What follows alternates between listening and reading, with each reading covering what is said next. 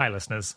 This is the 80,000 Hours podcast, where we have unusually in-depth conversations about the world's most pressing problems, what you can do to solve them, and how to teach old warlords new tricks.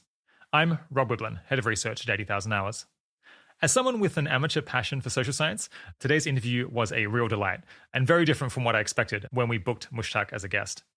Mushtaq Khan and I dive right into some of the most central questions in politics, economics, and development, such as how do the powerful influence how a country is governed, why are some countries rich and others poor, how can we forecast how a country's institutions are going to evolve over time, why are some societies coordinated using strict legal systems while others rely more on informal mechanisms, how can you predict ahead of time which policy ideas are ultimately going to be corrupted, and how well does a laissez-faire approach to economic development work in practice?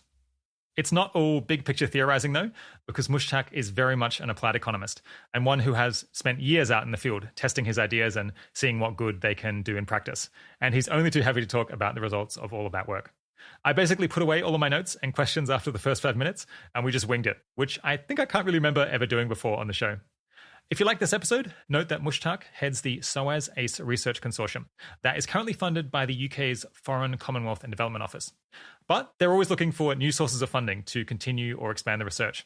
So if you'd like to learn more about their approach and potential opportunities to help out with their work, you can contact Mushtaq at mk100@soas.ac.uk or check out their website ace.soas.ac.uk.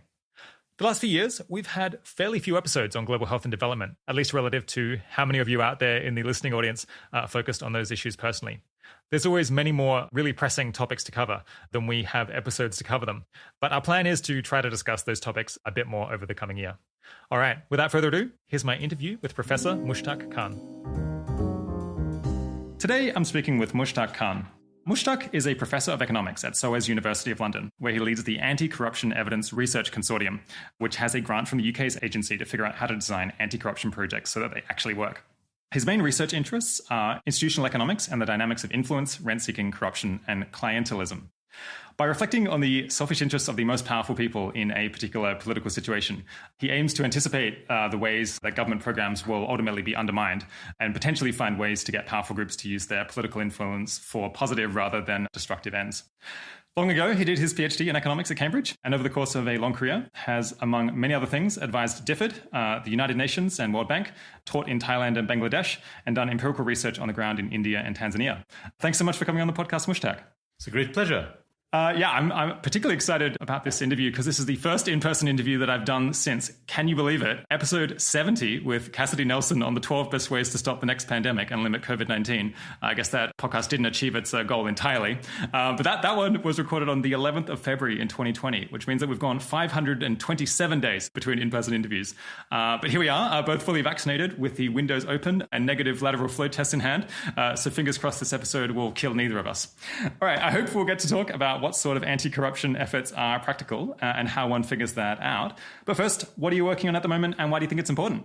So one of the most important things we're working on is actually policy implementation in developing countries, but in general. And policy is clearly extremely important for dealing with massive challenges that we face globally. And in developing countries in particular, but not just in developing countries, the policy implementation is often thwarted by social forces working at cross purposes with the policy. And this is often ignored by policymakers. And whether that is anti-corruption, whether that's industrial policy, whether that is climate policy, if the policy cannot be implemented, the policy might look very good on paper, but it's not a good policy. So a lot of my research is broadly to do with the general issue of policy implementation. And we are working on a number of global projects with multiple partners on different types of policy implementation issues. Hey listeners, just a heads up on what industrial policy refers to. Basically, industrial policy is a deliberate effort to encourage the growth of some part of a country's economy, most often some part of the manufacturing sector. Most governments do this to some extent, though some try to do it a lot more than others. And the classic questions that economists study about industrial policy are whether it's actually a good use of money, how to best direct any subsidies, and how to prevent the relevant support getting misappropriated or wasted, propping up industries that are ultimately doomed regardless. All right, back to the show. So your current main focus is this kind of grant from the UK's aid agency, where you're trying to test out things on the ground in Bangladesh and other countries to, I guess, actually collect evidence in favor of different theories and models and figure out what programs are likely to work. Is that kind of right? Yes. So one of these is the ACE program run out of SOAS, which is a research partnership consortium.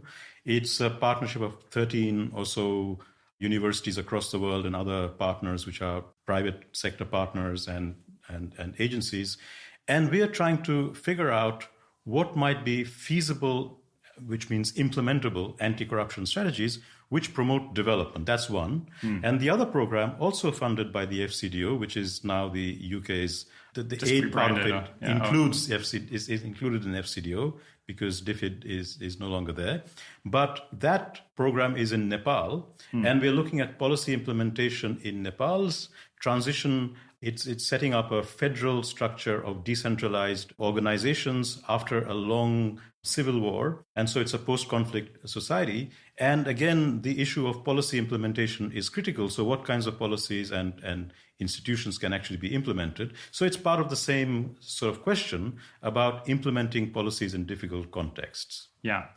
Okay, well, we'll come back to some of those case studies later on.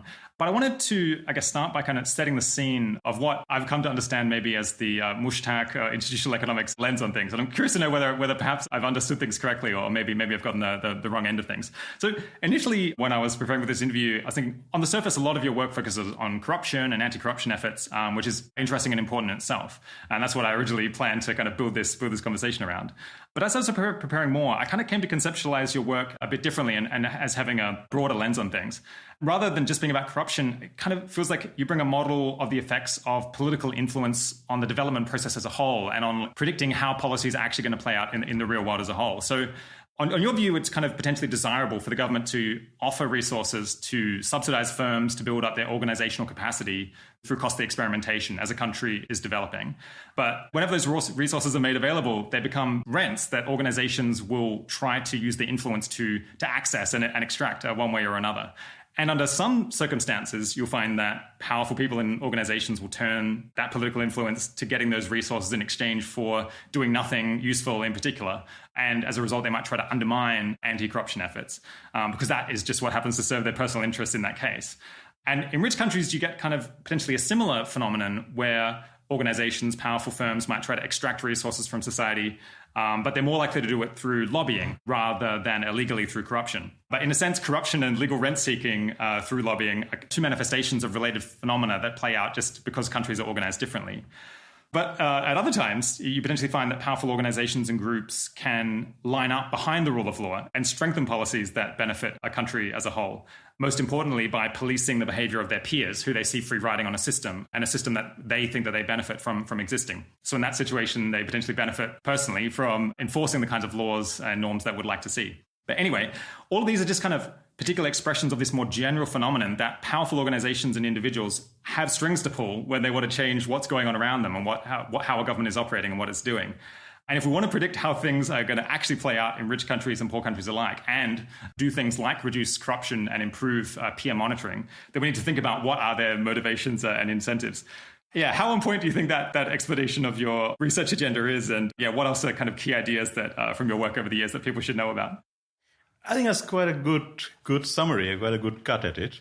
So let me begin with some essential concepts that informs my thinking and how they're interconnected, and then we'll come back to the more specific questions you asked.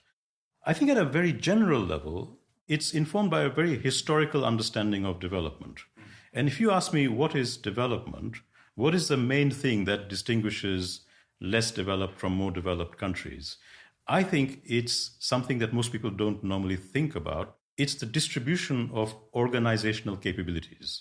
Because whatever it is that a society produces, and I'm using producing in the broadest sense, it could be culture, it could be art, it could be things, it could be services, it could be food. It requires organization.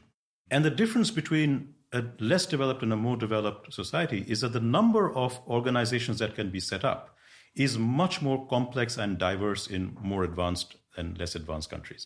So organization is a critical part of my story. Now, the debate within a lot of social science is what's stopping organizations developing in poor countries? Why don't they spontaneously just grow like mushrooms? And here is this very complex interaction between organizations and the rules of the game, which economists call institutions, right? So the institutions might include markets, but might also include states, might include other kinds of rules, which guide how organizations both emerge, but also interact with each other. And I think here is where my position is different from some others. I think that the way in which institutions work are also affected by organizations, because organizations not only create the rules of the game, they're also continuously trying to change and distort or affect how they're implemented. And as you said, this is happening in advanced countries and in developing countries. In advanced countries, it happens through lobbying, it happens through political processes, it happens through education and advertising and think tanks. In developing countries, all of that, but also a lot of informal activity, of informal processes, which are sometimes outside the rule of law and sometimes completely contradictory with it in forms like corruption. So that's the fundamental difference. And I think that that difference itself reflects the distribution of organizational capabilities in society. Because the most powerful organizations in advanced countries happen to be powerful organizations which need rules for their own reproduction. They need rules for complex contracting. They need rules to raise finance in complex ways. They need to organize large numbers of people who are not known to them. They're nameless, faceless people. So you need to have a contract-based rule of law system. And so in advanced countries, generally speaking, most powerful organizations want a rule of law. And the difference in developing countries is that the powerful organizations are networks which are informal, patronage networks, kin networks, client list networks, tribal networks, religious networks, or even companies which are not that capable themselves. And their interactions with each other does not require a rule of law. And therefore, a lot of their activity of lobbying, pressuring, and so on is informal. So I don't think this is very much to do with culture or other kinds of things like that, although they do matter. It's largely to do with the very nature of development, that developing countries have a preponderance of organizations which don't need a rule of law. And yet, the fact that they don't need a rule of law can stop other organizations developing which are high capability. Once you understand this complexity, you have to figure out how to nudge systems where you have a lot of players who don't want rule of law, but there might be pockets where in their own interests, some players want rules, and our job is to support that. Why? Because the aim of that is not a moral aim that we have to make people follow rules or behave morally.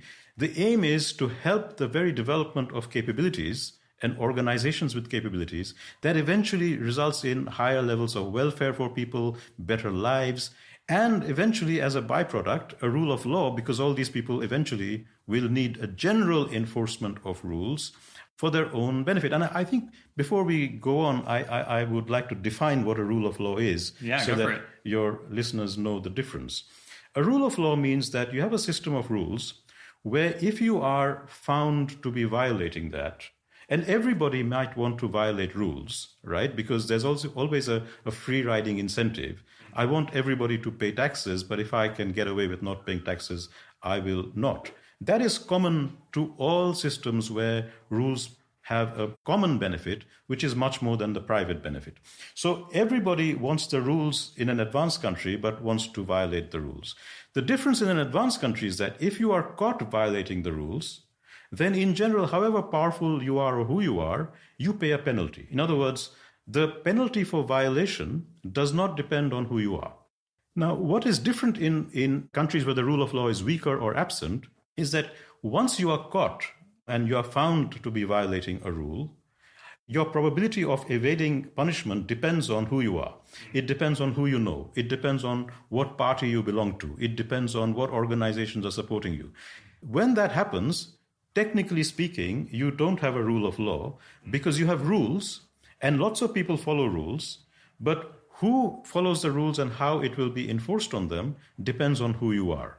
As soon as that happens, I would say you don't have a rule of law. So a rule of law requires a distribution of power in society which is so broad-based that even the powerful follow rules, because there are lots of other powerful people who will not tolerate one of the powerful not following rules.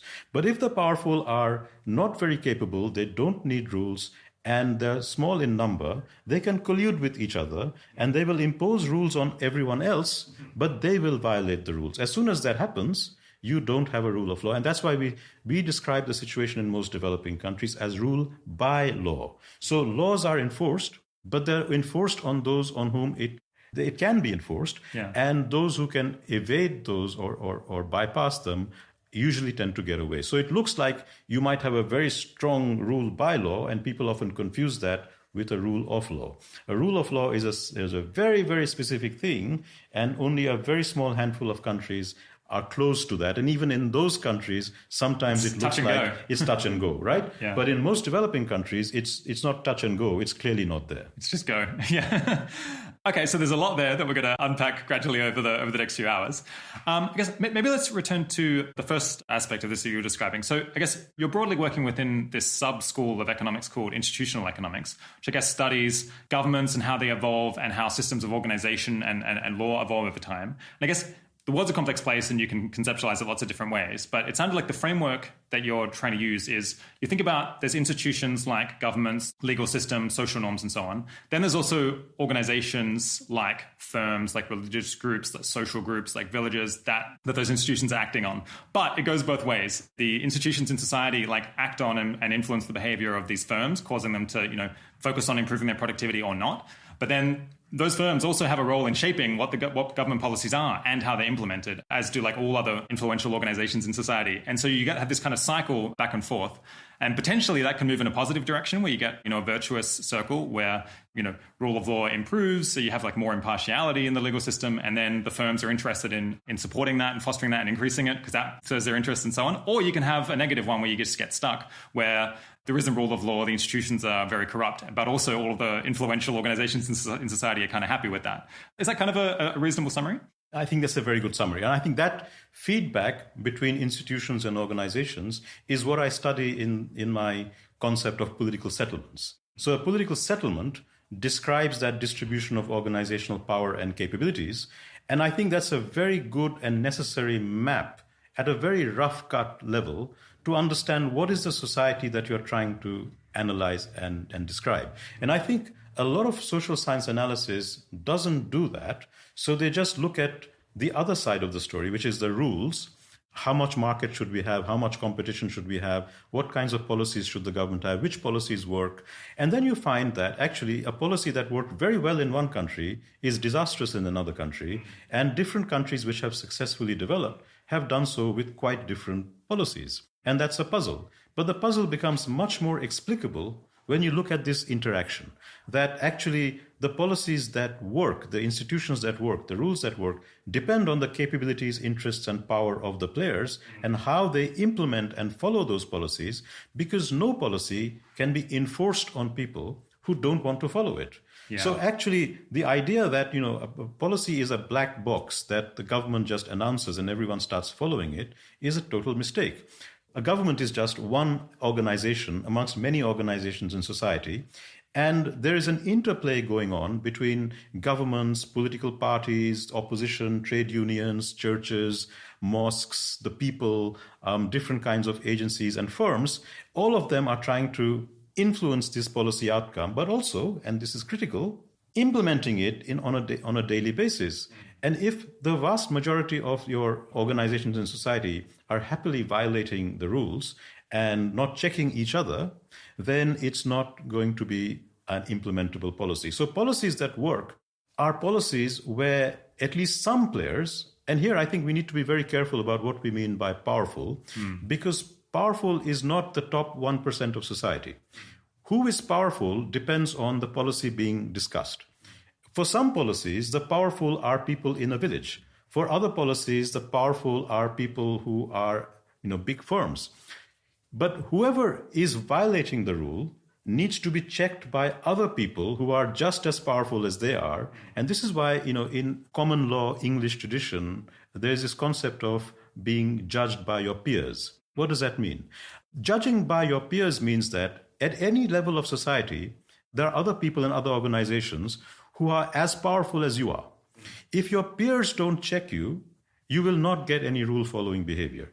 And we always make this mistake that we think that enforcement always comes from above, that there is some kind of police or some kind of enforcement agency sitting and watching everyone, and if you violate rules, they come down on you. What we often forget is that 99% or at least 90% of enforcement is happening without that, what we call the vertical enforcement.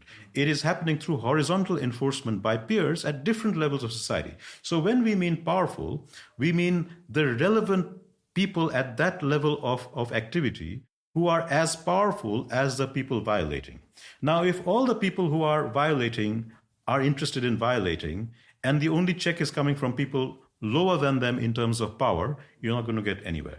So what we are looking for always are these incremental processes where whatever policy you're looking at, whichever level of society, you're looking for rifts between the players, between the powerful at that level, and seeing if some of them might not in their own interest support developmental outcomes in a rule-following way. And we promote that. And if you look at the history of how development happened in advanced countries and how rule of law emerged, it was always through these incremental processes where people at different levels of society in their own interest started to follow rules and impose rules on their peers.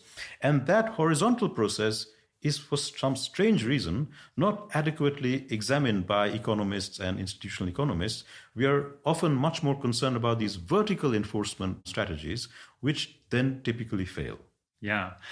Yeah, so I'm very excited about this framework, and I guess getting myself and listeners to use that a little bit more. So I studied economics in undergrad, and we spent lots of time just thinking about what policies in principle, in theory, or maybe even as a result of studies, would be optimal in principle if you could get them enforced. But we spent almost no time on this institutional economics framework where you think about what is actually going to happen in practice given the interests and the capabilities of the organizations that exist in society.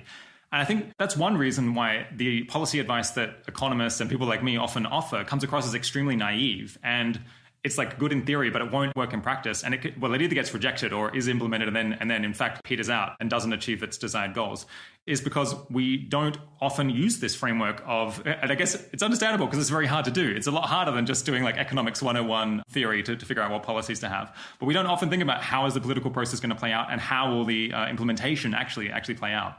So this institutional economics framework is useful with anti-corruption, but it also potentially helps a lot with thinking about development policy as a whole and with thinking even about like what policies are actually likely to be implemented properly or even like get up out of the political process in rich countries as well. Like this process is going on in the UK and the US and Australia and other places.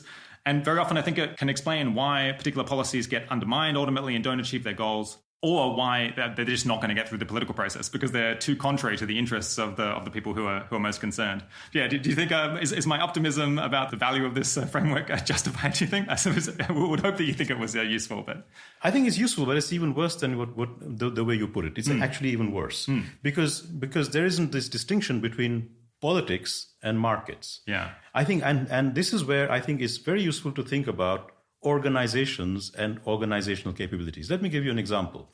So in a lot of countries, and particularly developing and emerging countries, it's patently obvious that organizations linked to governments are extremely inefficient and corrupt, right? So when you have a policy which says, let us try and develop infant industries by giving them subsidies or giving them access to cheaper land or industrial zones or somehow supporting their development, these policy rents or policy resources immediately get captured by all kinds of people who are in inverted commas in a political process. Okay, and so observers often come along and think that politics here sucks, right? So how can we get out of this politics? Let's privatize and let's liberalize and let's take this away because the private sector is good and the private sector wants to make money. So the private sector will find market opportunities to do things.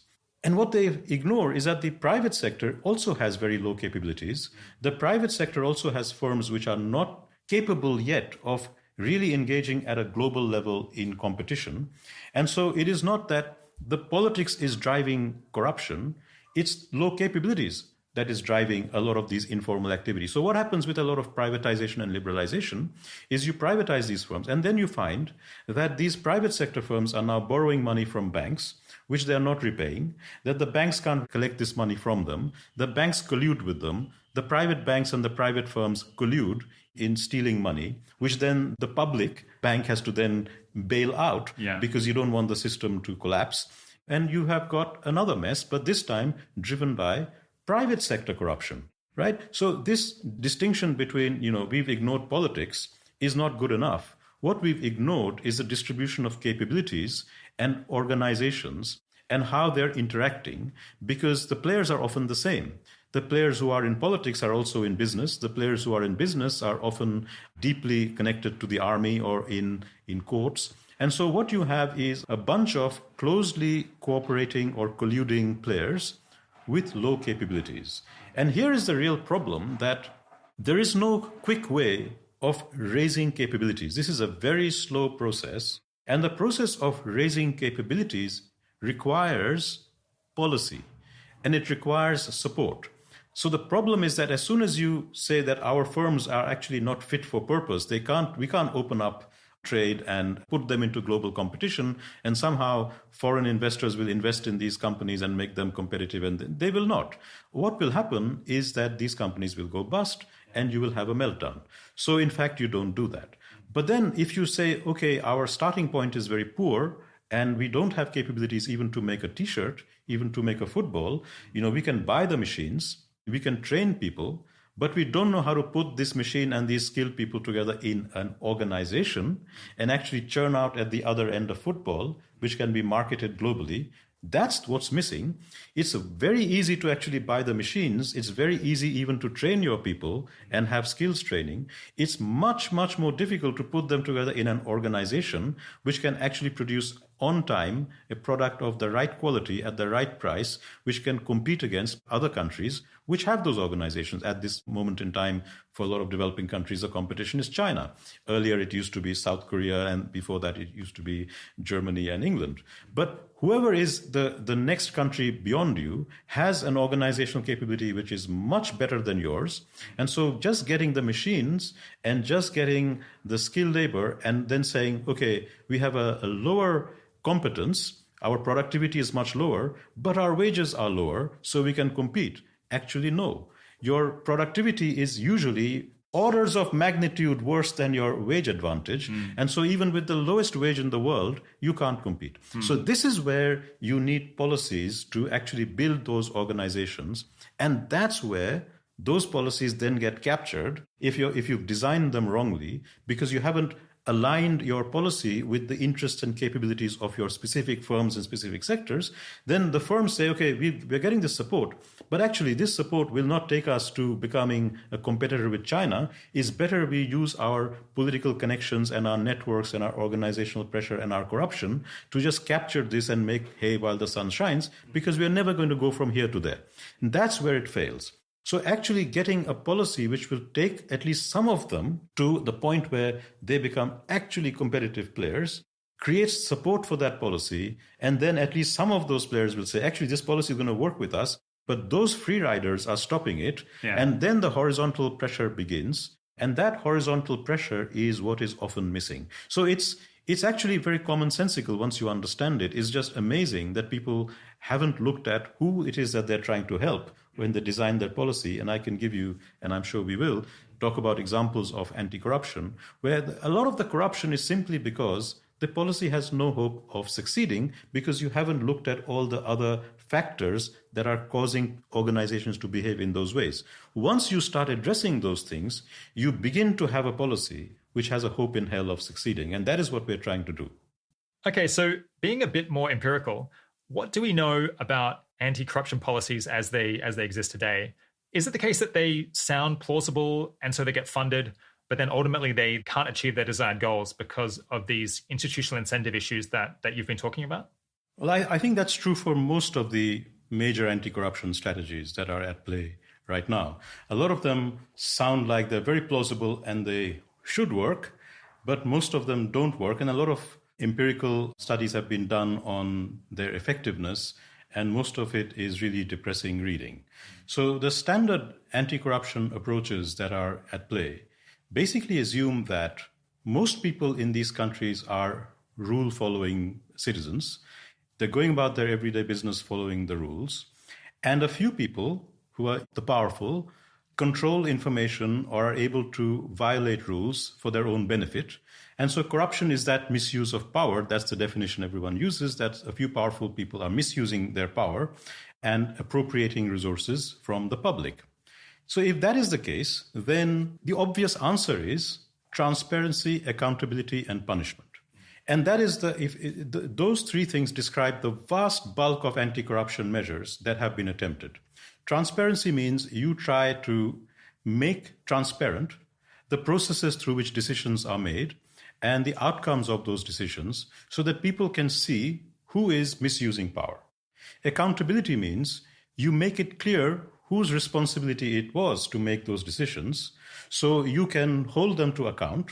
And then there is a process of holding them to account, whether through elections or through taking them to court or prosecuting them in different ways. Okay? And the final step of it is strengthening the enforcement agencies, the people who are going to do this prosecution. So a lot of money has been spent on anti-corruption commissions, on strengthening courts, on strengthening the police, and a lot of money has been put into that. So transparency plus accountability plus enforcement capacity is describing, in a sense, the vast majority of anti-corruption efforts. And generally speaking, the efforts have not delivered results which are sustainable. So for a time, for 6 months or a few months, you might get an improvement, but then things revert back to where it was. So the question is why? And the question is very easy to answer once you understand this distribution of capabilities, interests, and power. Because what you have in developing countries is a set of capabilities across society that means that they've adopted the rules of advanced countries, company law, election rules, rules of property rights, rules of governance. But in fact, the vast majority of people in those countries don't have the capability to adhere or follow those rules. So what you find is that 70 to 80% of society is informal. Most people have such low capabilities that their organizations do not even have the resources to register themselves as a registered organization. So forget about health and safety rules and employment rules and pension rules and other rules. They're not even registered. So you have societies where 70 to 80% is unregistered. You have big companies which are all of them violating different rules. You have a political process which is based not on collecting taxes and offering people services through the budget because the tax base is very low and the demands are very high. So politics is organized through patronage, through clientelism. All the politicians from the prime minister downwards are breaking rules. In other words, you have societies where almost everybody is violating some rule.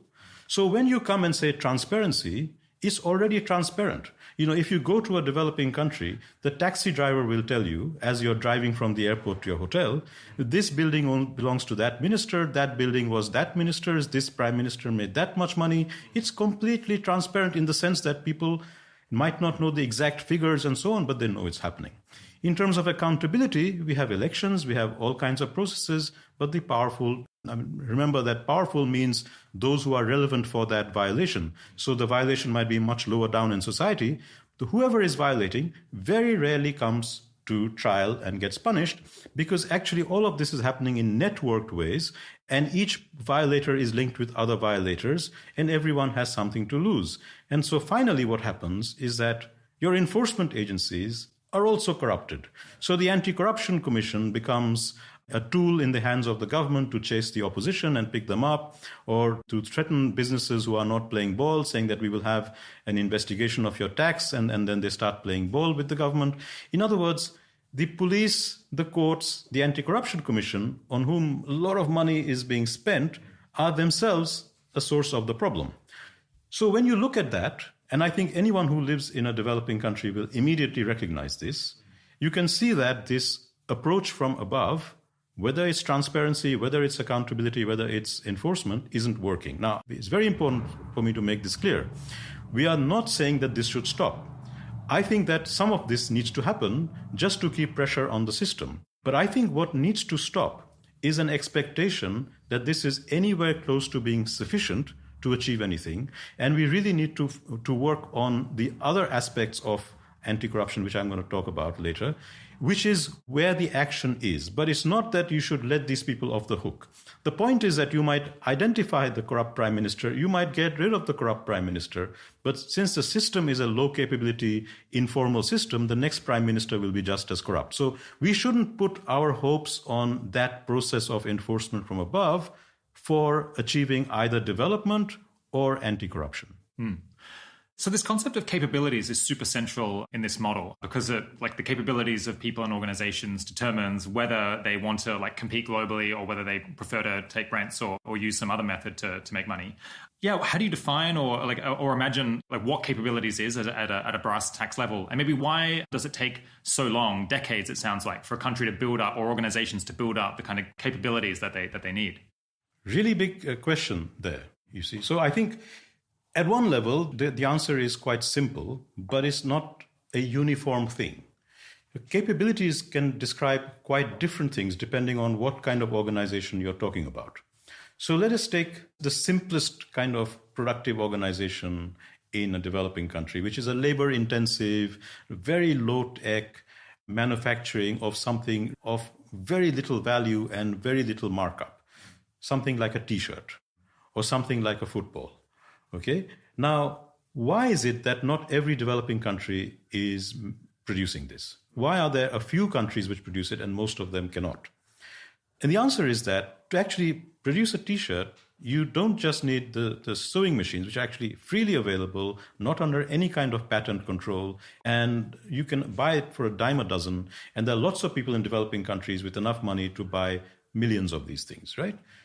It's not even a question of skills, because the skills required are very basic, and really you could skill up people in a few weeks to operate these kinds of machines. And that includes electronics assembly processes. It can include making footballs and T-shirts and all kinds of basic manufacturing. Why doesn't it happen? It doesn't happen because the really big elephant in the room is how do you organize this production in a factory? So this includes things like, how do you deal with bottlenecks? How do you make sure that your processes are aligned so that the different inputs and outputs are aligned for the fastest throughput of materials? How do you reduce wastage? How do you ensure quality control? How do you manage inventories? These things sound rather simple, and it sounds like, well, if I can hire some people with an MBA or a business admin degree, they should be able to tell me. No. Actually, this has nothing much to do with what you learn in business school. It is to do with how you organize a whole team of people to operate seamlessly as an organic whole. And it sounds to us to be rather obvious, but this is an incredibly difficult thing to achieve, which is why, take the example of a hospital in a developing country. Hospitals in developing countries have doctors who are very skilled. In fact, most of them would love to leave and take a job in an advanced country where they would perform perfectly well. They have all the machines that you require for a hospital. They have the drugs, or many or most of them, and yet their capacity to deliver good health services is very poor. And then the reason is not the quality of the people or the quality of the machines, it's how it's organized. Are you doing the cleaning properly? Are you managing the flow of tests so that the right tests go at the right time to the right doctor for the right patient? Are you managing your entry so that the beds are kept just about full enough but not overfull? Are you managing your quality control and your ordering of spare parts this is where it fails. This is where universities don't work in some countries, hospitals don't work in other countries, not because they don't have professors. I'm from a country where universities don't work very well, but there are many people like me who are from that country who are world-class professors. But the problem is not the professor, the problem is not the machine or the desk or the whiteboard. The problem is the organization and how all of this is put together. We really haven't given much thought to that, from the simplest garments industry to the government itself. How the government is just an organization. The government doesn't work because it is an organization, it doesn't work. Now, we know that advanced countries are dealing with this on a daily basis. We are continuously restructuring how our universities work, how our governments work, how our companies work, how factories work. It's an endless process. And it's difficult. It's difficult. Yeah. But the point is that we are making incremental changes. What we are asking a developing country to do is make a massive leap from a society which is basically largely peasant agriculture and so on, where timekeeping and discipline and so on has a different meaning, right? To one where these things mean something quite different. And if you read European history or the history of Germany or Japan or advanced countries, that transition is a long and painful one. Okay, it's about converting society into a lot of different organizations which are working seamlessly. That's not easy. It requires a lot of resources. And here is another point that we forget. And that is the problem of late development. The problem of late development is that when England was the first industrializer, other countries in Europe were just a little bit behind, right? So Germany could start catching up with Bismarckian and List's policies of supporting their industries, and it wasn't such a big gap to catch up, right? Japan could catch up with Germany, but it required a lot of state assistance with the Meijis, but it was... By the time you come to today, the gap in productivity between a China and a Bangladesh, even in something as basic as garments production, is not just a few percentage points of productivity, it's 7 or 8 to 1. Right? Which means that with 1/3 or 1/5 of the wages, Bangladesh finds it very hard to compete. Now, and we're talking about garments. As soon as you start talking about something more sophisticated, the productivity gap might be 15, 20, or 30 times more in the next country, and no wage advantage will get you there. And this is where you need a lot of learning by doing. And that's another key concept. The learning by doing is that you need to set up organizations which are, when you set them up, completely uncompetitive. And then you have to find some way of giving them that knowledge, either through transfers from outside or through their own learning or through some combination. But none of this is going to happen purely through market incentives, because it's not worth anyone's while to do that, because there isn't a lot of money you can make doing this. And this is why the learning that happens, which is very critical, doesn't usually happen just through market incentives. It needs something else to drive it. And that is why capability development is so difficult. It's basically another way of thinking about capability development is this is the problem of late development. When the gap between your organizations and the next country is anything more than just marginal and incremental, then markets won't solve the problem. If it's an incremental, small issue, then someone will come and invest, raise your competitiveness and make lots of money because your wages are lower. But if the gap is so big that they have to invest a lot and your wages... Even if they're zero, they're not going to make money. They won't come. And that's actually what you see. Most developing countries have their gates open waiting for investors and they don't come. The low wages don't help. It's your absent capabilities that are really the binding constraint. So to think a little bit more about why is it that the market wouldn't solve this problem? I suppose, so why is it that a firm, say, in these countries wouldn't say, well, we're going to play a long game, we're going to spend 10 years or 20 years developing our workforce so that we can organize ourselves properly, and then we'll be able to compete, and then we'll make a lot of money. I suppose one thing is you'll have like internal principal agent issues where the people who are at the firm, by the time it can ever make any money, it's going to be so far down the road that the people might have changed. I guess you also have a problem that they'll learn a whole bunch of stuff about how to make, say, garments manufacturing work in Bangladesh, but then that will bleed over into other firms, and it'll be other people who mostly get the benefit from this rather than the firm that's investing all of the money.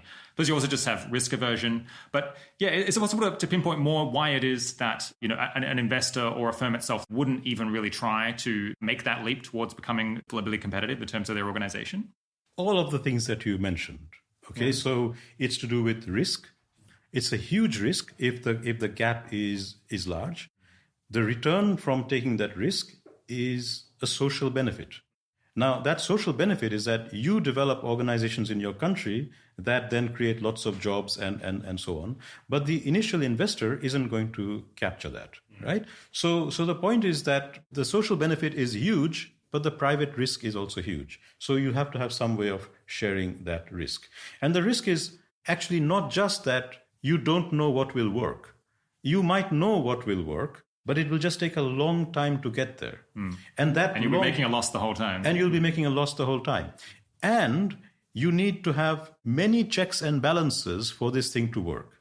And so if it's just one investor going in a very foolhardy way into a society where everything is informal and lots of informal rents exist, you don't know whether your investment will also not be captured by these informal networks and be frittered away. And there's no contract enforcement that you can do there, which says that I want my money back if you don't succeed.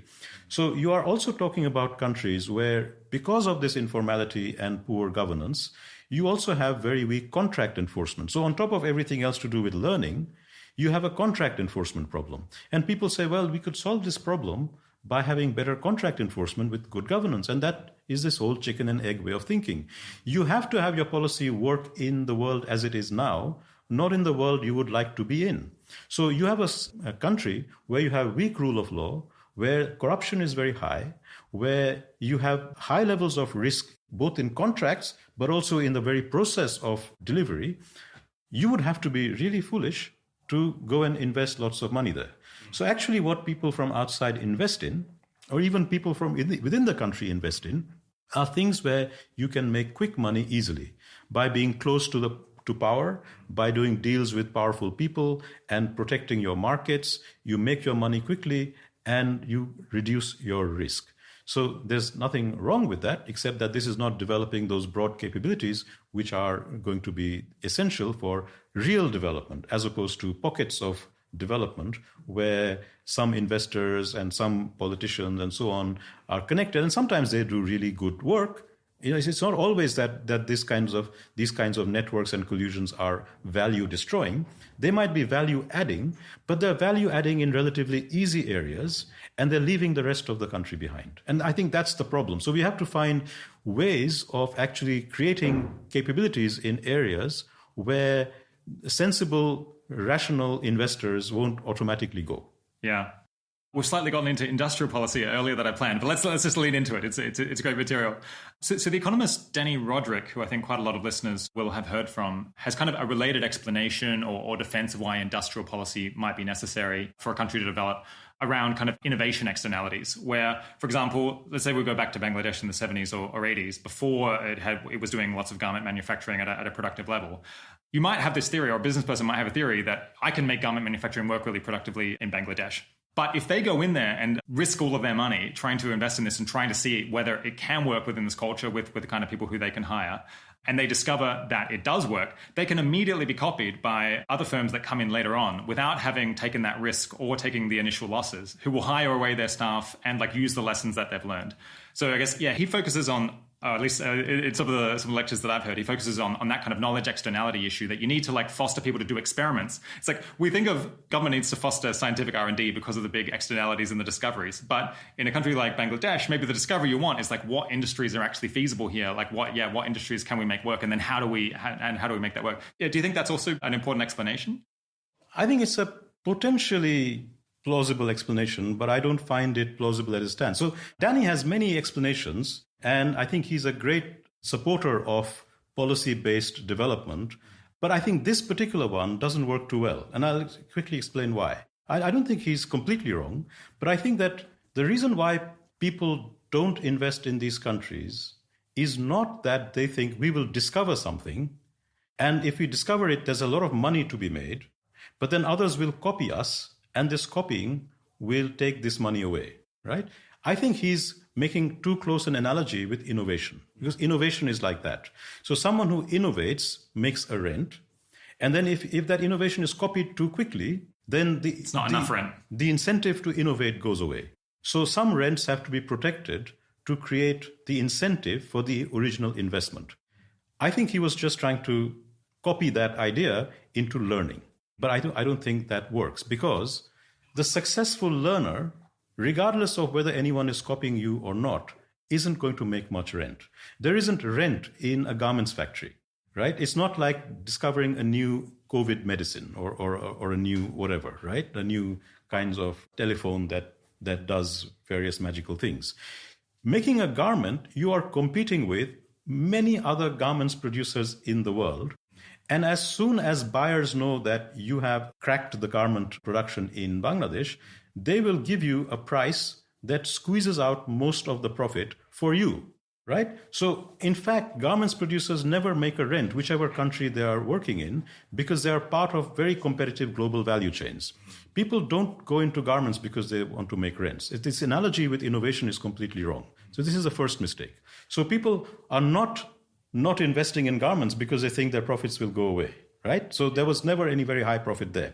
If you are successful, you will make a normal profit. That's all you can expect. Because as soon as you're profitable, the pricing and the quality control in the global value chain will not leave you with anything like an innovation rent. Absolutely impossible. I think the idea might be that you figure out how to take people whose salaries are extremely low because their opportunity cost within this very poor country is very low. And then you can earn the rent, in a sense, by producing garments in a productive rate while hiring people who you pay relatively little. Yeah, but your buyer knows that. Yeah. Right? So your buyer knows your cost of production. They're not going to give Bangladesh the same price they're giving China. And that's why they know that it's cheaper to produce it in Bangladesh. They will figure out exactly what the pricing is, and they will give you a price which is high enough to be competitive. And that's what they will do. And that's true for a lot of these low-tech commodity production, right? You do not make a lot of money simply because your wages are lower. And as I just said earlier, your productivity difference is still substantial. So figuring out how to make garments in Bangladesh doesn't mean you've achieved Chinese productivity with Bangladeshi wages. It means you've raised productivity in Bangladesh just enough to survive with the initially very low wages, and any profit you have there will be intensely negotiated with the buyer chain, the value chain, that you will actually not make profit, whatever happens, right? Because you're starting off with very low productivity. So the real question is a different one. How and why do people invest in these productivity-raising capability developments? And in a sense, the problem with Danny Roderick's, that particular explanation, he has many explanations, as I said, is that he doesn't really spell out that process. It's almost like a discovery issue. Bangladesh might be good in making garments, but no one knows that yet. So I go and discover that. Actually, Bangladesh is not good or bad at making anything. And another country might not be good or bad. He has this example that some countries are good at making hats and some countries are good at making bed sheets, and then the investor discovers what they are. I think that's completely wrong. No country is good at making hats or good at making bed sheets. They're good at making nothing. Any of these poor countries could make hats or bed sheets. That's not a discovery problem. It's a capability development problem. And the capability development problem requires a lot of investment, which at the end will give you profits, but not massive profits. Okay? And so can I give an example of this? Yeah, go for it. No, that sounds great. Yeah. So if you look at actually what made Bangladesh succeed in the garments industry in the late 1970s, early 1980s, it was nothing to do with discovery. Actually, everyone was trying to get into garments. The Americans were trying to protect their own garments industry, and then they came up with this multi-fiber arrangement deal, which would protect their garment industry from competition from the existing garments producers in South Korea and Turkey and so on, by limiting imports from those countries with quotas. Then they had to make this deal acceptable to the world, to other people in GATT. At that time, that was the precursor of the WTO. And so they came up with this deal which said, let's get some votes from some countries by saying that the least developed countries, LDCs, would not have quotas, and the already competent garments countries will have quotas. So they got votes and they got this through. The expectation was that these least developed countries will not produce garments, right? So they're protecting their garments industry, and it'll take them too long to do it. Now, what happened was a very interesting deal which created just the right incentives in Bangladesh. All LDCs had this, but very few LDCs broke into the American market. What happened in Bangladesh was a very chance event where the South Korean company, Daewoo, was looking to offload its fabric because it was quota constrained with garments. It could no longer export. It was looking for a partner in any country in the developing world, but it was very risky. So what happened was in Bangladesh, there was an investor, one of these politically connected, very rich, don't ask where the money came from kind of people, who was willing to buy all the machines, buy the land for the factory, set up this massive factory, but didn't have the organizational capabilities. So it wasn't like someone came and discovered what needed to be done in Bangladesh. They knew it could be done, but they didn't have the capabilities. So they did this deal. The deal was that this Bangladeshi company called Desh would send 150 odd mid-ranking staff to the Busan factory of Daewoo in South Korea, they would sit in the factory and learn the organization, learning by doing. And that part of it, just the learning by doing part of it, would be financed by Daewoo.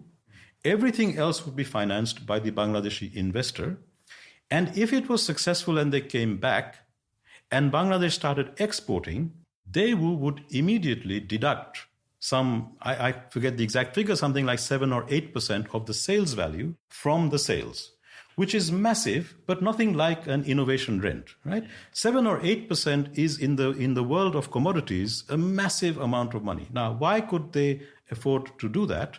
Is because the quota rents in the US had raised prices in the US market higher than even what the South Koreans were producing at, right? But that was the whole point of the quota. The quota raised prices in the American market to protect American producers who were less competitive than the South Koreans because their wages were very high. So the quota in the US raised US garments prices. And essentially what these people did was that they raised the productivity of the Bangladeshi organization just enough, given the low wages in Bangladesh, that quota rent would be sufficient to repay the Koreans. And that didn't come through Bangladesh at all. So there was no problem of capture. That went straight to the Koreans. So you have this way of transferring organizational capabilities without the rent being captured, right? And it worked brilliantly. They thought it would take them 2 years to learn how to make a garment. It took them 6 months. Because the Bangladeshis who went there knew they couldn't stay on in Korea. There was no way they could capture the rent. The Koreans knew that there's no point drawing this out because they're going to get the same return anyway. So they put an intensive amount of training into this organizational stuff for the Bangladeshis. They came back. Desh grew at 100% a year from then on. And this story is now extremely well known. Out of that 150 people who knew now about what the organizational requirements were, 130 of them or so, some ridiculously large number, went and set up their own garments factories. And then the mushrooming began, right? So it was a transfer of organizational knowledge with a specific set of rents rather than a discovery problem with a rents problem, which is the one that Danny Roderick talks about. They're both rents and they're both solving specific problems. But I think on this one, I think Danny was chasing the wrong target.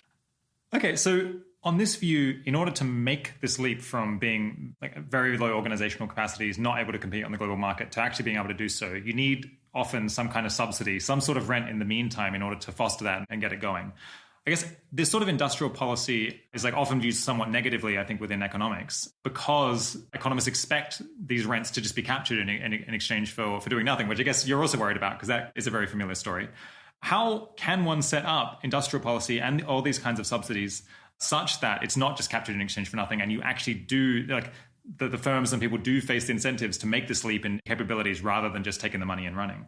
So there are two issues there. So some economists, I think they're a small minority now, but they used to be quite the majority not so long ago, would argue that rents are not just captured, they're actually a waste. They're unnecessary.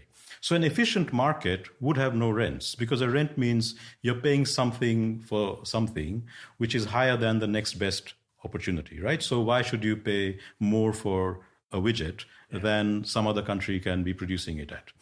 So I think, so there's that element of it. So a lot of market economists, liberal economists are against rents because they just see it as inefficient. But then there's an additional argument that, there might be lots of market failures. There are places where people will not invest because something has gone wrong. Either they can't enforce contracts, or there is a capability problem, or there is a risk problem, or there is, to use Danny Roderick's word, there's a discovery problem. There's some problem which is preventing the private investment from rushing in. And then policy could support that. So that's the policy rent. And then the second tier of argument against that is that once you create that, it will be captured. So you can create that policy support, but it will not achieve the objective you wanted because people will just eat the subsidy and not deliver. So here is where the point is well taken, that a lot of subsidies are indeed captured. And I think those people who support industrial policy who deny that or who reject that are actually not doing us any service. I think we should be upfront and say, actually, a lot of subsidies are wasted. The challenge is to understand why they are wasted and how do you design them so that the checks and balances and the enforcement capability of the country in question is appropriate for getting the result that you want to achieve. Because if you can't do that, then the naysayers will be proved right. And I think here, and the real problem is that actually going back to the market is not a solution. To say that the policy rent gets captured, so let's liberalize, doesn't solve the problem, because we started off with that. The investment isn't rushing in. So I think that we are then trapped into a situation where either you have people who say, no, the policy will work, it just needs to be, better targeted or better designed, and those who say, no, it will be captured. And I think both are wrong. Policies which work in one country don't work in another country, and we really need to understand how to design the policy in that context, taking account the capabilities and powers of the different organizations. Like the Bangladeshi garments industry story, the policy was accidentally designed because it was designed largely by the Americans and their MFA. They were not trying to help Bangladesh. But the policy was designed in a way that the networked companies in Bangladesh could not capture this rent, and it created the right incentives. That rent created the right incentives for a massive organizational knowledge transfer, which helped Bangladesh to become now the second largest garments producer in the world. Just that one little experiment. So I think the gains are huge in doing this right. But I think that we need to say that while analysis can tell you what is unlikely to work, given what's been captured in the past, and we can suggest interesting experiments of what might work, given the distribution of powers and capabilities, the aim of analysis is not to say this will definitely work.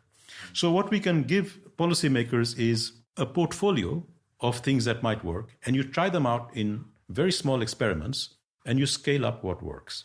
And here I am entirely with Danny Roderick, right? So I think the experimental approach is at the level of policy, and we need to try out different things and scale up what works, right? And the real tragedy is that countries like Bangladesh really haven't got a good analysis of what actually worked in the Bangladeshi garments industry. Many people still think it was liberalization and low wages, and it had nothing to do with either. Your wages can be as low as you like, you won't develop.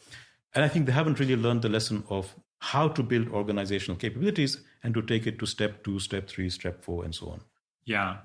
So I guess, a famous case study in industrial policy that a lot of people will have heard a little bit about, even if they don't know all the details, is South Korea, where it seemed like the government did provide a whole bunch of subsidies to early industries, to early stage firms. And yet, despite the risk that kind of thing would just be captured unproductively and taken by rich and influential people, those subsidies actually did go into firms that ultimately went on to become very productive and very globally competitive.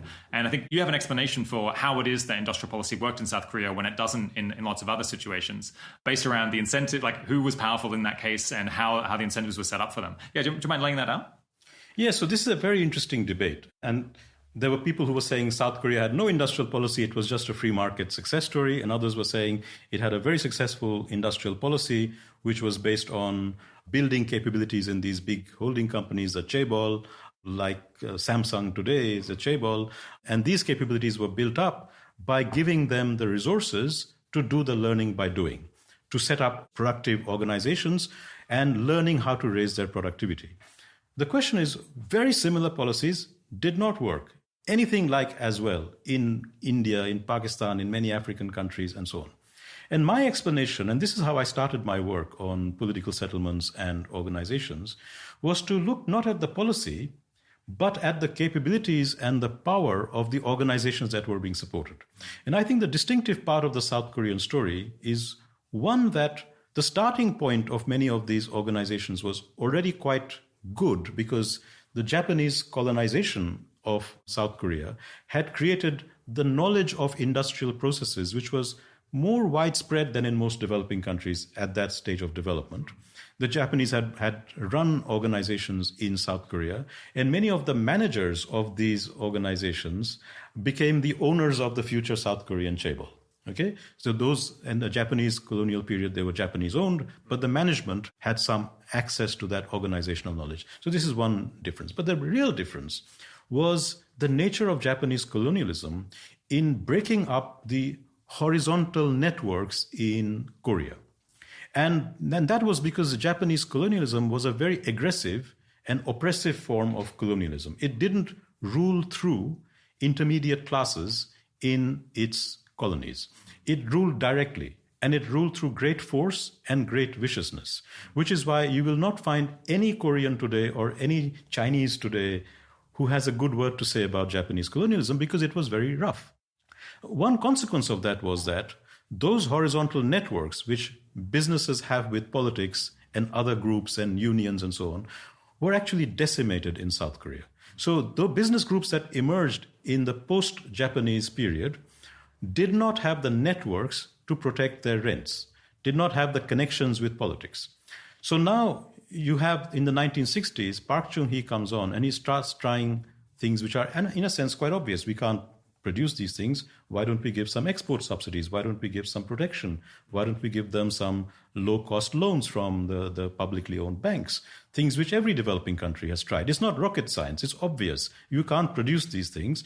Your productivity is low. Let's do it. The difference was not that the South Koreans had innovated something called industrial policy. Everybody and their dog was trying it at that time. In fact, the South Koreans learned a lot from Pakistan, which also had a military government at that time and was doing exactly the same things: export subsidies, import protection, low-cost loans to large business houses, etc. The difference was that in Pakistan, when those subsidies were given, it takes a lot of effort to convert that into higher productivity, into global competitiveness. And here is a real problem. You kill yourself trying to achieve this productivity, and your prize at the end of it is you lose your subsidy.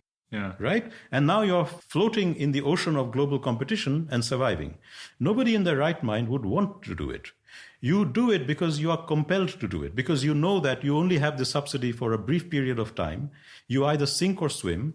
And if you swim, you will then be competitively swimming for the rest of your life. No one wants to do it unless they're compelled to do it. The Pakistani companies or the Indian companies or the other companies in the developing world who got these subsidies figured this out quite quickly. They realized that with this protection, to get to where I want to be competitive is a massive amount of effort and hard work, great risk. I will face a lot of opposition from everyone, and the prize is I lose my subsidy. So instead, what I do is I use my networks.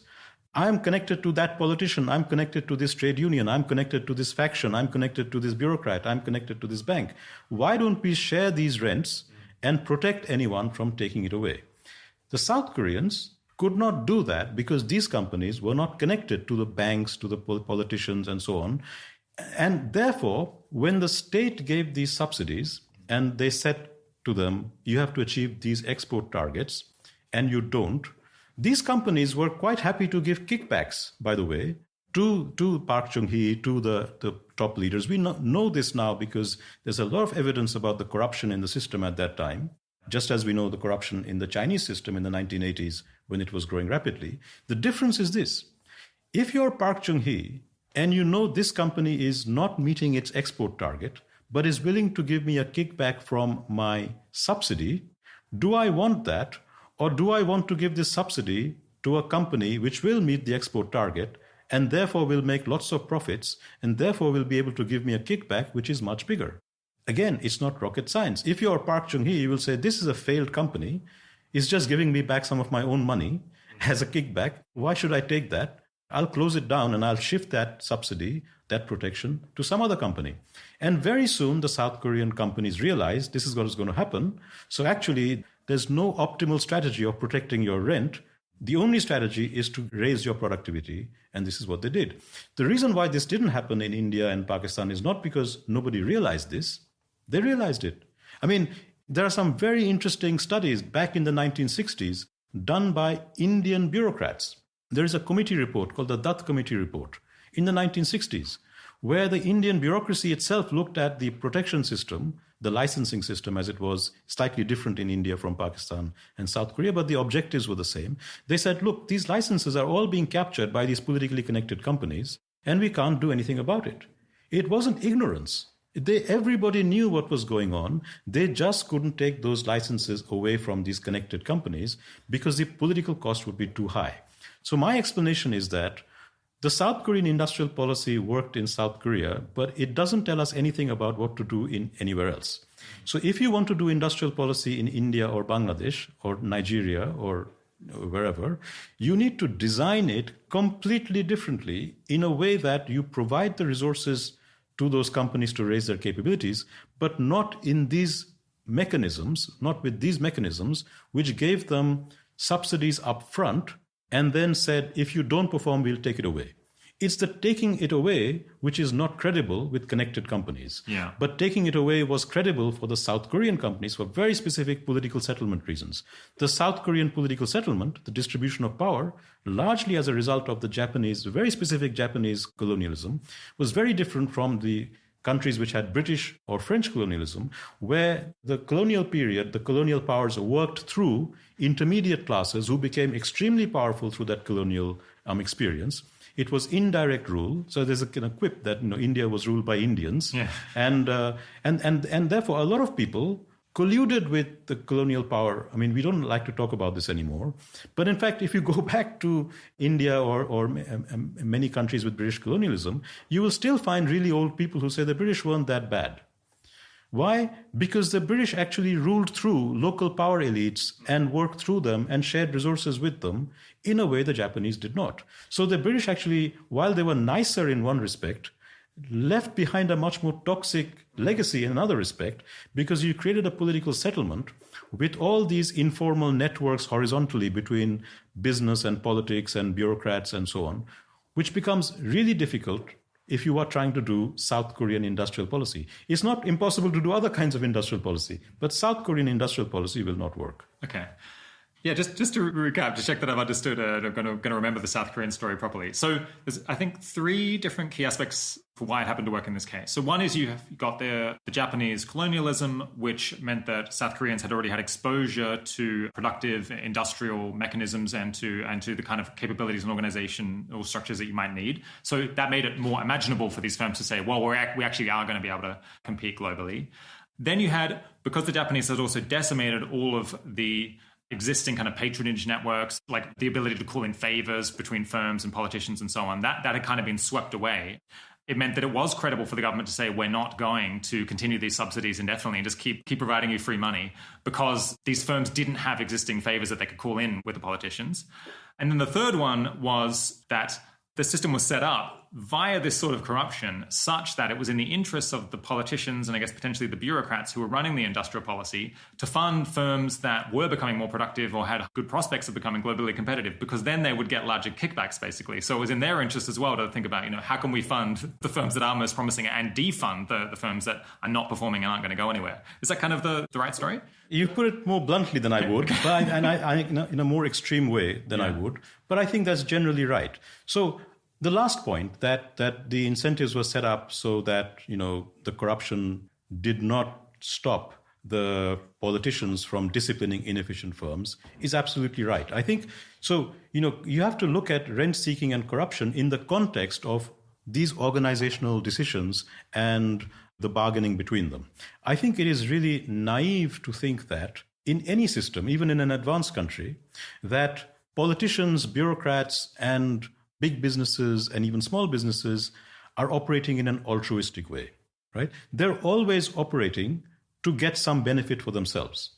Now, the difference is that in advanced countries, that benefit might be rule following, but the rules allow that benefit to be captured. So you find that, politicians will support big companies because these big companies will give donations to their political party or re-employ them later on as consultants, something that we've seen in the UK very recently. Or threaten them with campaigns against them to get them selected. Yeah. Exactly. So it's not that, it's naive to think that the powerful will not use their money and power to get what they want. Except the difference is that now it's happening a little bit more transparently. Society has the ability to counter-mobilize, and you can create political movements and parties which block that. And so that's better. But it's not the case that in advanced countries, power and money and influence don't matter. They matter massively. So the issue really is that in South Korea, the powerful wanted to achieve development in their own interests. And I think that's really important to understand, that the powerful everywhere really want to achieve that. So it is not that the rulers of Pakistan or the rulers of India were actually not trying to develop their economy. They were in, just to give, Pakistan and India were in military competition with each other, right? They needed to develop their economies to build their army. So just like the South Koreans faced the threat from North Korea, and many people say that's what focused their minds, actually, Pakistan and India were at loggerheads. So if they could have, they would have used their capacity to drive the economy because that benefits them. The reason why they didn't do it is because the higher leaders were trapped by the lower level networks that these people had, and they couldn't override it. So it wasn't that they were stupid. It wasn't that they hadn't figured it out. Their own reports and their own bureaucrats were telling them exactly what was going on. The newspapers in Pakistan were full of how the so-called 22 families had captured all the subsidies and were not paying it. It was completely transparent. That's what I said. It's not that no one knew. It's just that you didn't have the power to override them in the way that the South Korean president could override a chaebol who said, I haven't been able to meet my export targets. And he would say, well, this is not, I want to give the money to somebody else. And they would not have the power to create a huge fuss or create political costs or to mobilize other people against the president. And so that is the difference. I think if you put it in a more complicated way, it's perhaps more plausible.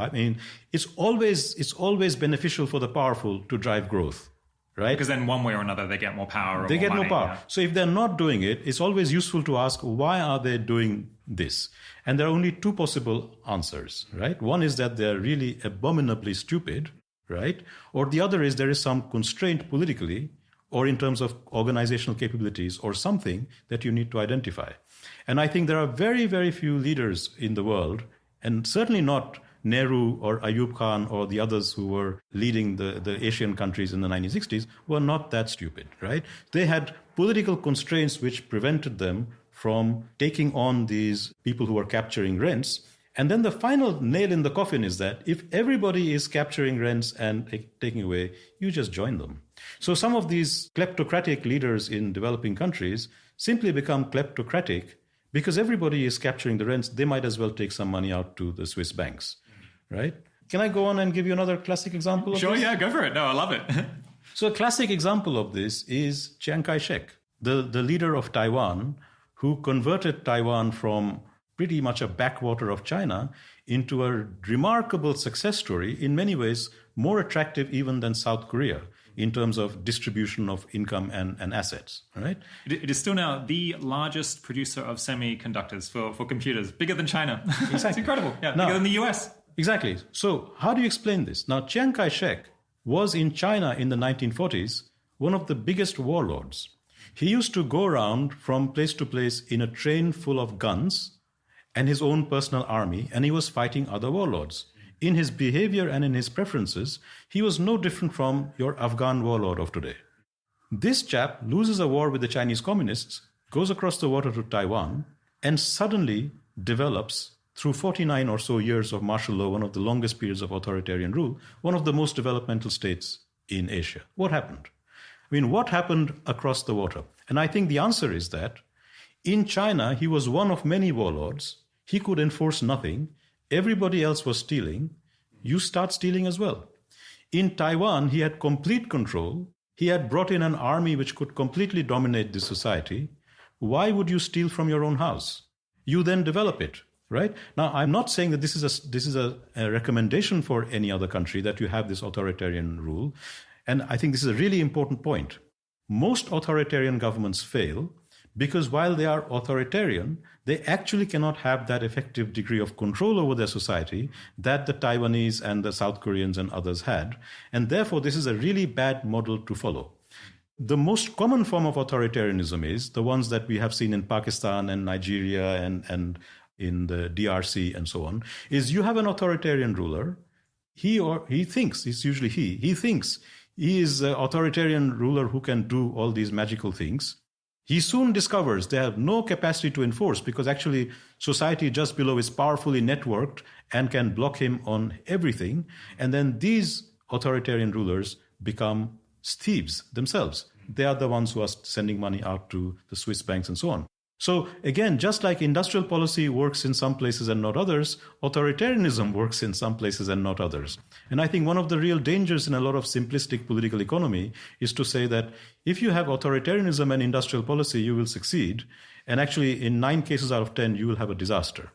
This reminds me of the book and model in The Logic of Political Survival. Well, basically, they have a model where, the folk theory of power within politics is that, the president or the prime minister can do whatever they want. But in reality, they're accountable to this group of people just below them who could chuck them out if they wanted to. And so they, in order to maintain their position, have to keep all of those people one rung below them happy so they'll get reelected, or at least not, there won't be a coup staged. And I guess you're describing that in Pakistan, that, the prime minister of Pakistan might really want to develop the country, but they're constrained because they can't annoy the people one level below them, because if they do, they will be removed. And so the amount of discretion that they have is actually quite limited. On the other hand, Chiang Kai-shek in Taiwan in the 50s had a lot of discretion because they had such centralized control, so few political competitors and no immediate military competitors, that he had a lot of discretion. And if he wanted to just force through policies that some people didn't like because they would lead to economic development, then he had the capacity to do that. And that was in his interest because he was confident that he would still be in control in the 60s because just of the overwhelming influence. I mean, it raises this uncomfortable issue that you might expect that countries that have stronger, more dominant, more centralized authoritarian control, like China, you might expect them to develop better because the party, the leader, they expect to be around for decades' time. They have longer time horizons. They're not just trying to avoid getting kicked out next year or the year after that by appeasing the other power centers within the country. They have the discretion to think somewhat more longer term and pursue these broader goals, which is just an uncomfortable place to be, I guess. I mean, yeah, would you say that is kind of consistent with the evidence that unstable authoritarianism is less likely to lead potentially to development than the more stable, centralized authoritarianism like you see in China or I guess Taiwan, South Korea in the past? So it's complicated. And I think there are a number of pieces to this puzzle. So when we talk about authoritarianism, we are often talking in a very loose way. Okay, so in my political settlements analysis, I cut it in different ways. So it's about how much horizontal competition the ruling coalition faces from people not in the ruling coalition, and how much implementation capacity they have down the ruling coalition vertically, that is other people lower down going to listen to instructions from above, and what are their incentives. And I think that from that perspective, to have a ruling coalition that both has a long time horizon, because they don't face very credible opposition horizontally, and has the capacity to put instructions vertically down the chain, which will be listened to, and people lower down the chain haven't made their own coalitions with outsiders or with each other to block it, is extremely rare. Now, I think that in different ways, the East Asian countries have bits of that, and you would have to look at their history to understand this. But the other thing is, the other part of the political settlement story is that you don't just look at organization of political organizations, you have to look at the organization of economic organizations. And there again, as we were saying a little earlier, the South Korean organizations already had some capabilities. Now, this kind of top-down, policy-driven capability development works when you have very low business capabilities or productive capabilities in the business sector, and you can hothouse the development of these organizational capabilities. But at some point, your economic organizations become so complex that actually discretion becomes a constraint on them, right? When discretion becomes a constraint on them, they need to have a rule of law and contract, because they need to start making horizontal networks with other organizations, both internationally and nationally. And that's what happened in South Korea in the 2000s, when the chaebol, who had been hothoused under the previous regimes, began to say, we want a rule of law. Because actually, we can't work anymore with your discretion because you have no way of knowing what we need. It's too complicated. And we can't explain to you all the things we need. We need to make millions of horizontal contracts, and therefore we need a rule of law. And because those organizations were now powerful and complex and had lots of money, you saw what happened in South Korea. A transition towards a rule of law began, and they're pretty far along that way, and it's pretty much irreversible. China is just beginning that journey, is just beginning the point where the Huaweis of the world will find themselves highly constrained globally if it is perceived that they are not contract bound. And I think, but there's still not enough of them. And I mean, once you have thousands of, Huawei's, and the number depends on the size of the Chinese economy, you need a lot of them. But I'm sure that a time will come, unless China implodes for all kinds of other reasons before that, which is not very likely, although many people are hoping for that. But if these organizations grow in number, I'm sure we will see exactly the same pressures in China from below. horizontal pressures from powerful organizations saying, actually, we need a rule of law. And that's when you will move there. I think the whole mistake in a lot of political economy analysis is that they look at the requirements of an advanced country where actually you do need a rule of law to grow with the Chinas and South Koreas of the 1960s, 80s, and 90s. And they say, well, it's a real puzzle how they grew, and maybe they'll implode. And I think that's confusing different stages of development where the capabilities of your organizations require different kinds of support. Yeah, it is this interesting phenomenon that just like some of the most interesting, like striking case studies in economic development or in economics as a whole, like of all time, we see examples of countries with explosive growth that aren't following the rules that you think are necessary in the UK or the US in order to produce lots of wealth. It's like quite contrary to the kind of theory that we have, or like the standard story that we tell about economic development and what's necessary. So, you got to have rule of law, you got to get rid of corruption, otherwise you can't have firms, otherwise you can't grow. It just flies in the face of that. And yet it's not something that we talk about that much because it's so difficult, I think, to figure out what's going on. It requires quite a different framework, which I guess is like, well, something that you and your colleagues are trying to provide. I mean, I'm not sure that this is like the correct explanation, but it seems like one of the most important questions that we can possibly have in all of economics is how does this happen? Because it shows that there's like something wrong with the way that we've been thinking about economic development, at least at that level of development for quite a long time. I think that's absolutely right. And this is a real challenge. A lot of economics is driven by the experiences of England and the United States, which are just as much outliers in terms of global development as South Korea and China, right? So if you just looked at South Korea and China, you would say that what you need for development is an authoritarian state with industrial policy. Yeah. And if you looked at England and the US, you would say you need free markets and limited governments with their hands tied with lots of checks and balances from the outset. And I think both are wrong. And I think that in each case, what worked can be understood in terms of the distribution of organizational and political capabilities and powers. And I could give you a very nice narrative of why that worked in the US and England and why that worked in South Korea and China. And I would then conclude by saying, this doesn't tell you anything about what to do in Nigeria, right? Because then you have to ask yourself, given the distribution of power and capabilities across Nigerian economic, political organizations, what would be the nudge? What would be that incremental change in policy which would get the more developmental of them in their own interest to start supporting that? And neither the UK and US model or the China and South Korea model have much to say. And so this is the real challenge. We really need to go back to understanding political economy 101 from basics and say these are all outliers. These are examples which are interesting, but we shouldn't generalize from that. So just as you have a kind of rather mindless industrial policy generalization coming from East Asian experiences, you have a rather mindless liberalization and checks and balances and good governance, rule of law coming from a misreading or simplification of the US-UK experience.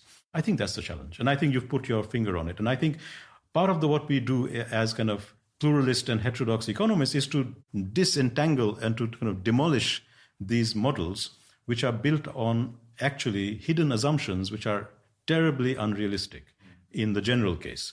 They were true in those specific cases, but they don't hold in the general case. Yeah. So these are super interesting case studies. Just to go think about it at the upper level again. So I think on this story, like development is a mess basically, or it's like each country has to be considered individually, and you need to like look at South Korea, look at Nigeria, and think like, who are the powerful people here? Like, what are the powerful groups? What are their interests? Like, how can we nudge those interests in one way or the other? I think one reason why this lens isn't often put on things, people like are often using these far more general approaches, like thinking, just free markets and trade, that's the only way, is that it's just so much more work to do it this way. And you have to have like so much local knowledge, familiarity with this specific country. And then, you can't just generalize and say, well, we should just copy what this other country did. How severe a flaw is this in this school of thought that, you have to come up with a story or like have a model in your mind of the different power centers within a country and then figure out what that implies. And that just seems like very difficult to do. And so maybe it's like something of a futile effort to predict things ahead of time. No, I don't think it's so hopeless. So I think that if you are trying as an academic to make some analytical generalizations, it's tough, right? Because you have to go into a lot of the kind of stuff that we've been talking about, and a lot of people who spend their lives saying something else will come and tell you you're wrong, and you have to spend a lot of time fighting your colleagues who have invested their careers and their reputations on giving a slightly different story. I think that's one part of the picture. But if you come to the real issue of how do you do development on the ground, I think a lot of what I'm saying is really commonsensical, and you can do that with understanding what I'm saying in a very commonsensical way and not going into too many of the debates. And the question at the ground level is simply this. You are in a country which is not working too well. You have a limited number of policy instruments to play with. You can't smash everything and start again. There's a history to where people are, and that history means that you have a certain number of players, organizations, politicians, political parties. You take that as given, right? You have no capacity to say, I wish it were different. This is your starting point. Then you say, these players are behaving in certain ways. Let me just sit here and observe how they are behaving. And then I say, okay, I want to achieve the following.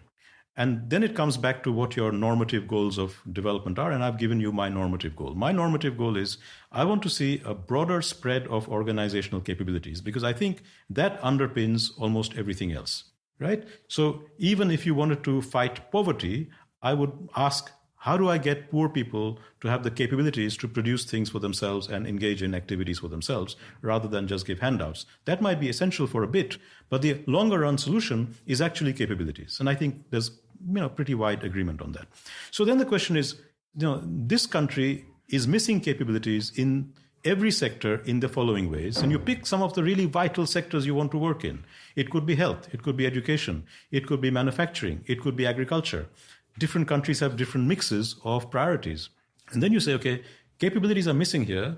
Yeah, it's not just that capital is missing and skills are missing. Lots of resources are going into that. But the organizational capabilities are missing. Now, how do I support that? Who do I fund? Who do I give some resources to build that? And what are their likely responses going to be? Because I'm going to give resources to some group of people, and they will have to convert that with a lot of effort into greater productivity and competitiveness, and then my support will stop.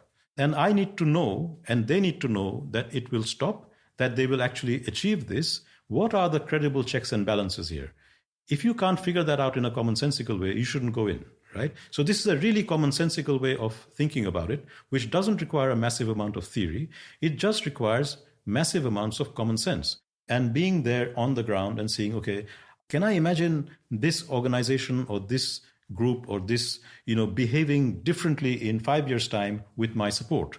What would I do if I were in their place? If I was in their place and I had those networks and someone gave me the money, what would be my rational behavior? Would I try to take it and actually build the organization in the way I want? Or is it rational for them to behave in a different way? That's the 101, right? And you can do that without much analytical knowledge, right? And if you then get stuck, yes, you can go and read some of the stuff that people like me are writing, but I think you can go a long way. And you know what? It's incredible how people don't even ask this basic question before they go in as aid agencies or as investors and plant tens of millions of dollars on a project, which if they had thought through 5 seconds, they would have realized it's unlikely it will end up in the way we are thinking it will. Okay, so it sounds like you're saying if you want to be a development practitioner who's using this method to improve policy, make better suggestions for aid agencies or governments, to some extent, it's an art, but it's like an art that you can learn and do a reasonable job at through studying lots of case studies, like being familiar with examples from the past of how things have gone well and how they've gone badly, knowing who are likely to be the power centers and knowing like how might you find out what their interests are and how influential they are. I guess knowing what kinds of questions to ask. You're saying is like very similar questions show up in country after country. And I guess you're saying you can go a long way just by like asking really basic questions about like, is it in the interest of someone who can sabotage this policy to sabotage it? Because in that case, you really don't have a hope. And it's not just power centers. So as I've said, it's really even the organizations you are supporting who are powerful in terms of the activities they're doing. So the powerful, it basically should be interpreted to mean any organization who has the capability to disrupt your policy or to deliver it. So that could be actually, on the face of it, some really not very powerful organizations, if those are the ones you are working with. Often, policies don't fail because someone at the top has an interest in subverting it. That does happen, but it's really rare. Most of these policies that we use to, for example, deliver skills training programs in developing countries or health services and so on, the rents are not that big that the Prime Minister is concerned about capturing that. So there are cases where policies have very significant rents and then really powerful people in the normal sense of the word, people at the very top of society are involved. Those are very tough to deal with. Oil mining, but also, big procurement programs and so on. Yeah. But most programs and policies are at lower levels where the players are powerful only in terms of that policy, but not in a kind of national sense, or certainly not in an international sense. It's important to understand them as well. So you're funding these organizations. What are their capabilities and what do they really want? And will they actually monitor each other and report on each other if some of them are violating? Will they actually follow these rules in their own interest or not? To me, this sounds like obvious, but it's incredible how little work goes into doing that. People just look at what they say and what their public statements are, but that's not enough. You have to look at their behavior, not what people say. So just because someone says, I'm involved in these activities and I'm delivering these results, no, you go and look at their behavior in the past. What have they got in the past? What have they delivered in the past? What networks do they have? How they're responding to different sorts of incentives? And it should be very relatively, it's not easy, but these are answerable questions. And if you sit and work at it for 6 months, you will have a good idea of the types of organizations you're planning to work with and whether your policy is feasible or not. Okay, so what kind of analysis do you want folks to actually do in order to figure out whether the program they're thinking about implementing is actually compatible with the incentives of the people involved, and so might have a real prospect of working out? So I think we are trying to do something quite radical here. We are trying to change what we mean by anti-corruption from that top-down transparency, accountability, enforcement to something that is actually deliverable, feasible, and developmental. And that means we need to rethink what we are doing. And so what we are saying is that we are trying to achieve developmental outcomes with players who currently are not following the rules and resources are being captured and wasted. Step one is to understand why this is happening in various sectors and activities and countries, and the reasons are quite different. Step two is to say, are some of these players behaving in unexpectedly rule-following ways? Can we see a difference in behavior? In the sector we are looking at, are some people developmental and rule-following and others rule-violating and not? Step three is why. Why are some people following the rules better than others and providing better developmental outcomes? Our hypothesis is that, and this has been borne out, and I'll give you some examples of this, when you see this happening, it's usually because, almost always because, in the studies we have seen, is because the people who are following the rules better have some horizontal checks and balances going.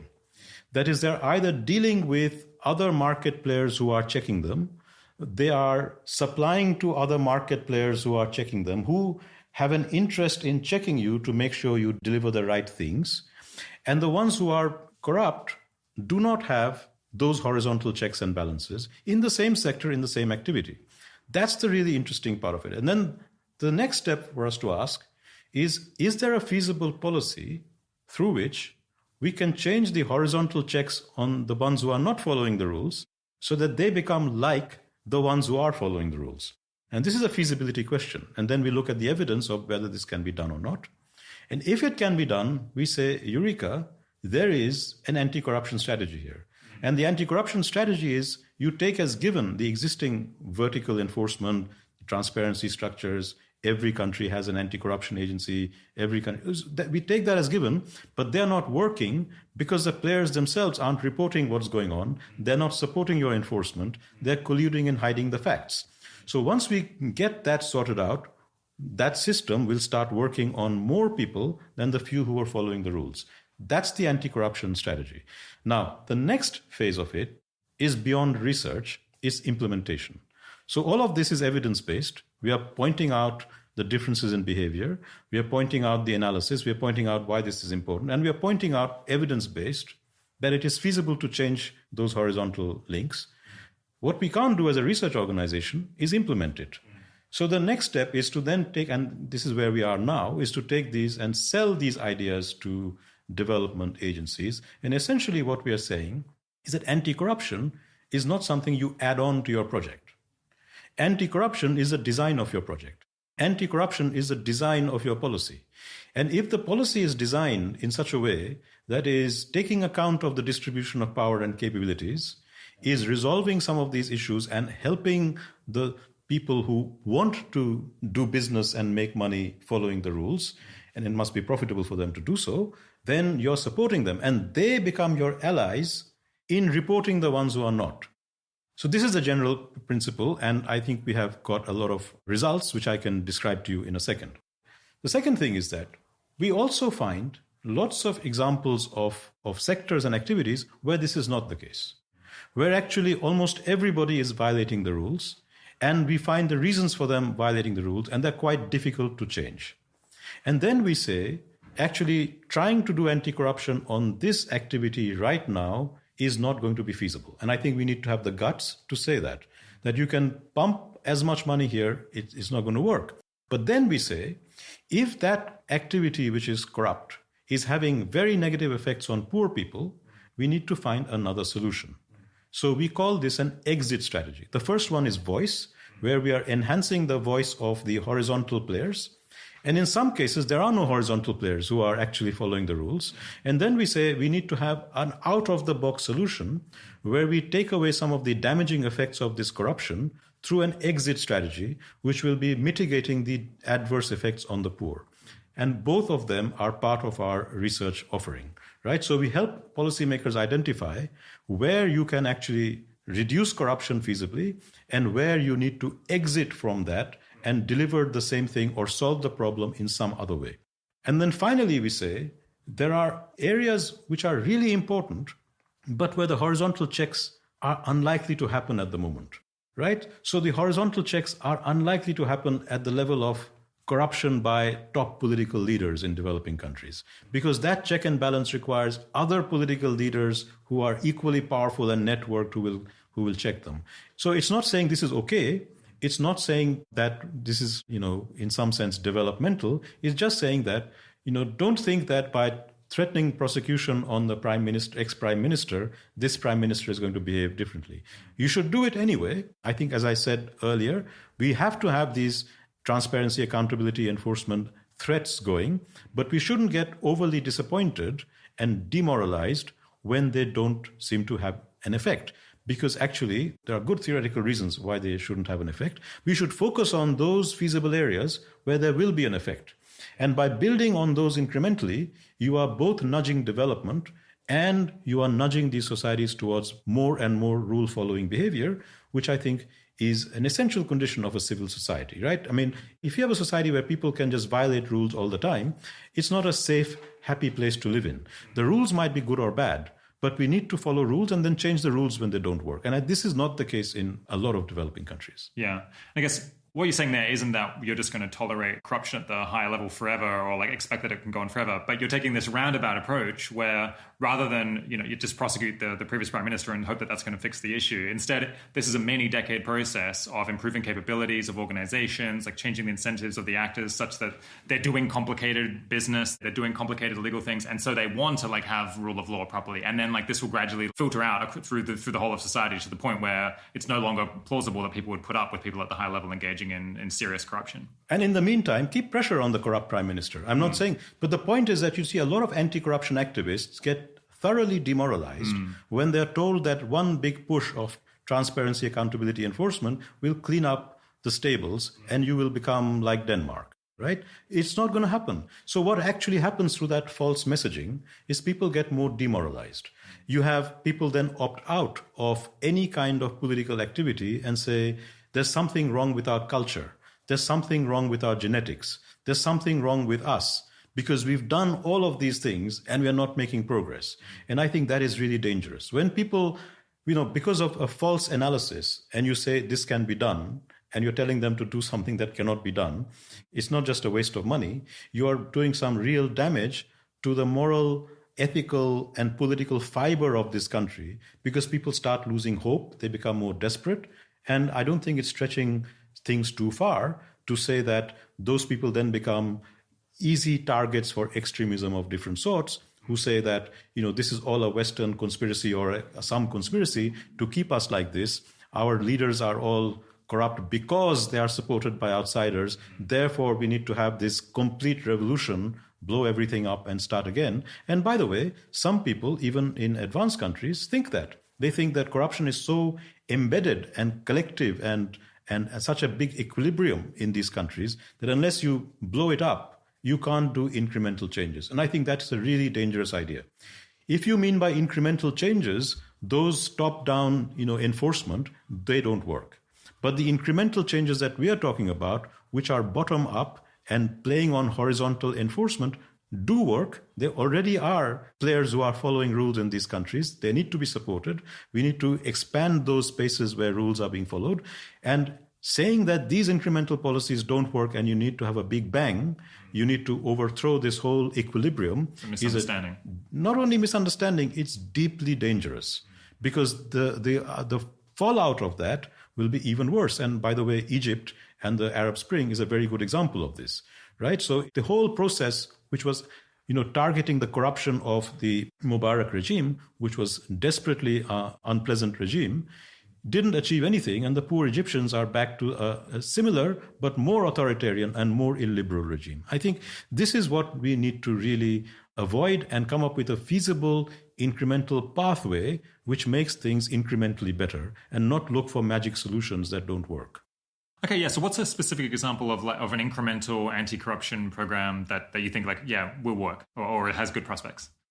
Well, so it's not an anti-corruption program. It's the kind of design of the incentives. Yeah. Exactly. So let me start with one which connects to what we were discussing about organizational capabilities directly. Developing countries are spending billions of dollars every year on skills training programs because we are told by employers we don't have skilled workers and there's a skills shortage. When these billions are spent on skills training and people go and study the effects of this skills training, you find that they have almost no effect, right? The people you have trained are just as likely to get a job as people you haven't trained, which economists call the treatment effect, which is close to zero. I mean, if you're lucky, it's 10%. Why is this? The first round of explanations people gave was that this is because the programs were badly designed. The trainers, who are usually private sector companies who are paid to provide the training, don't really take the time and effort to find out what the market wants. So then countries have come up with incentive schemes which say that if you train properly and your trainee actually gets a job, you get a bonus at the end, right? Or you get a part of your profit at the end. So the last third of your payment is subject to your trainee getting a job. Now you would have thought, great, good policy, it will solve the problem. We went into, and this was a fantastic piece of research we did in Bangladesh with a partner who was a delivery agency working with the UK aid. And so we were all part of UK aid. And so we had access to inside information. And what we found was that actually the training providers were falsifying how many of their workers actually got jobs to release their money. And then when we started looking outside this particular service provider, we found this problem was widespread and people were openly talking about this is a widespread practice. So we started digging deeper into why is this happening? Because the firms are saying we have a skills shortage, you are providing skills for those firms, and yet you're falsifying numbers. So we picked a sample of training providers who were doing exactly the same training. They were providing workers to the garments industry. They were all selected by the same supplier. So the training providers were selected because their trainers had the basic identical qualifications. They were supplying to the same industry and the same entry-level workers, and they had the same incentive structures because they were paid by the same supplier. In other words, we were controlling for all the things that could explain differences in behavior.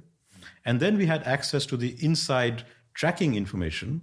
And we found that some of these training providers were defrauding to the tune of 60% of the reported workers were fake, and some of them was 0%. Okay? So none of them were getting employed? No. Oh, no. None of them were fake. Oh, okay. They were all getting employed. And in some cases, 60% of the reported workers were not in jobs because they have to report the phone number and the ID number of these workers. So you can call them up and ask them, do you have a job? Yeah. And they say no. But they're reported as having a job. Right. Now, why is it that in the same industry, the same sector, some people are following the rules and some people are not? And they did. They have tried to address this problem with vertical enforcement, doing random checks. You do random checks, a few companies get caught, you cancel their contracts, but the new ones do exactly the same thing. So it's not that you can sort this out in that way. So then we went into why are these people being fraudulent?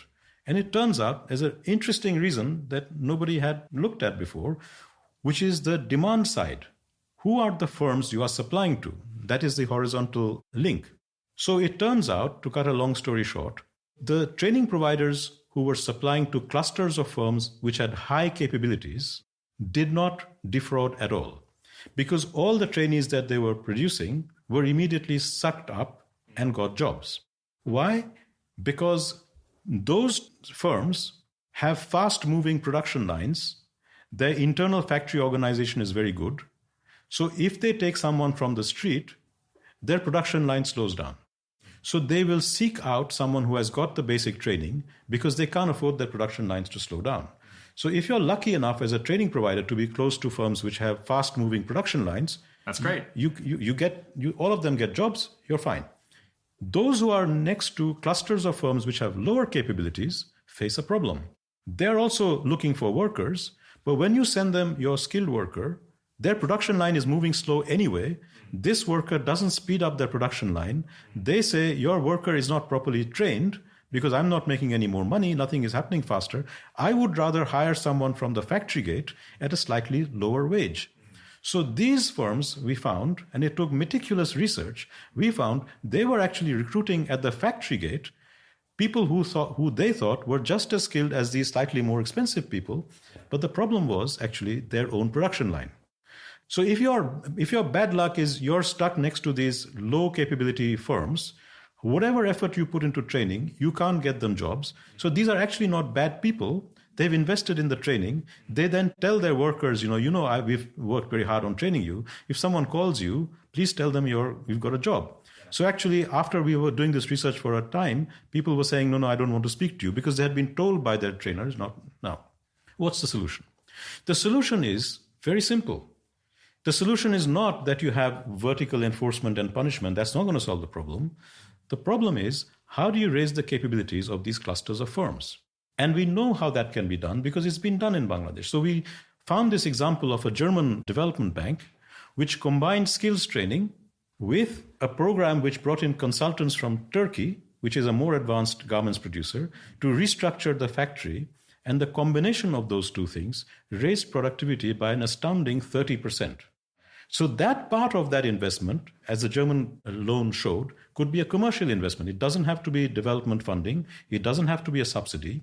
But you need to combine a commercial loan to raise the capabilities of the firm with skills training. And then suddenly what you will find, and this is the prediction, right? You will find that now the firm, your horizontal partner, is going to monitor you, because if you send them badly trained workers, they will not take them. And if you send them well-trained workers, they will immediately train them. And you have no incentive to lie because all your trainees are getting jobs. And so the prediction is based on step 1, step 2, and step 3. We show evidence that some trainers are not corrupt. We show evidence that those trainers have horizontal enforcement. We show the feasibility that you can raise the capabilities of those firms that are now low capability, and it is financially feasible, not through development aid, but through development lending. And then fourth, and this is where it becomes a policy program, our prediction is if you did that, you would fight corruption and achieve development. Now, the last bit of it is an offer to anyone who's listening to this. If you're an aid agency, please come up and try a small experiment with us in a place like Bangladesh, and let us do a proper study and prove to you that this works. Okay? Because all we have done so far is looking at historical evidence, looking at how firms actually behave, and we are predicting their behavior will change if we can change some of these horizontal links to other types of horizontal links, and our feasibility analysis shows it can be done. So this is example one. And this example would not only save hundreds of millions of dollars if you could do it at a global scale, it would actually raise productivity. Because what is happening in skills training in developing countries is that countries are investing in skills. They're not looking at the horizontal demand side of it. And these skilled people now with training are getting frustrated. And dare I say it, some of them are getting on boats and trying to leave the country. So actually doing the skills training badly not only doesn't help the objective, which is to create jobs, it creates frustration because you're not looking at the other side of the equation. And the corruption in this case is driven by that missing analysis of the horizontal link.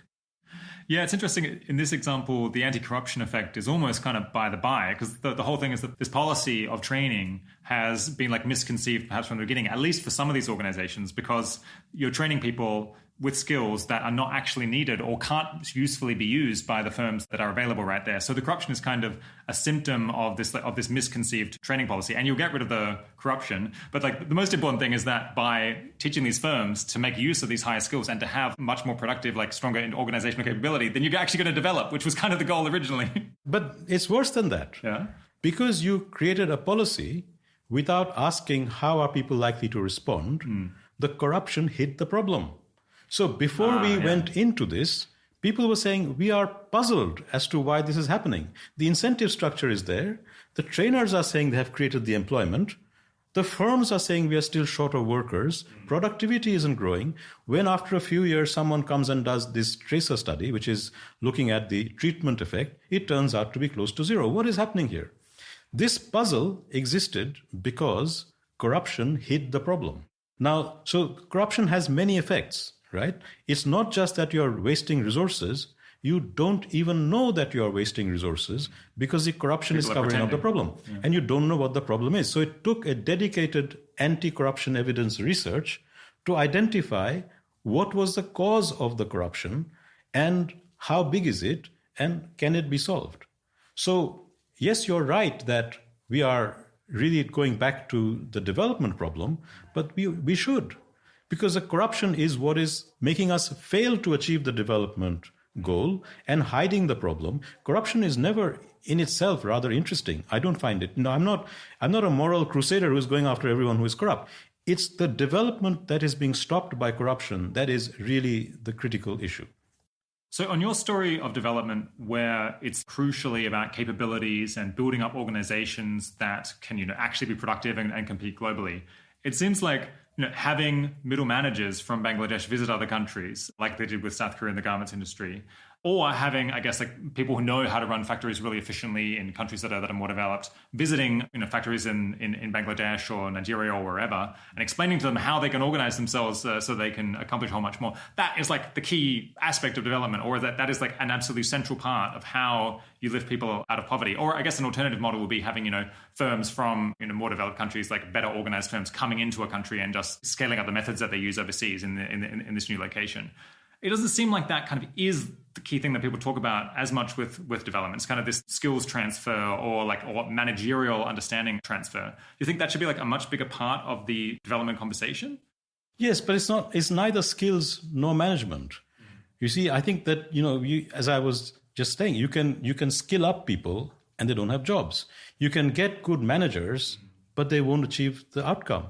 It's really organizational restructuring. That's a really tough one, and it's not discussed at all.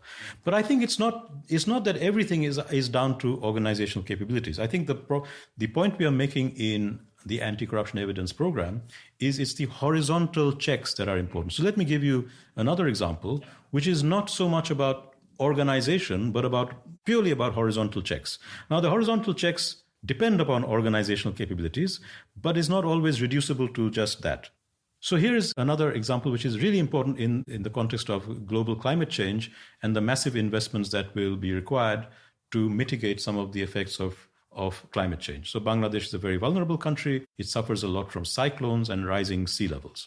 So hundreds of millions, billions of dollars have to be spent on mitigation activities. These include building embankments across rivers, on the sides of rivers to prevent flooding, and building cyclone shelters.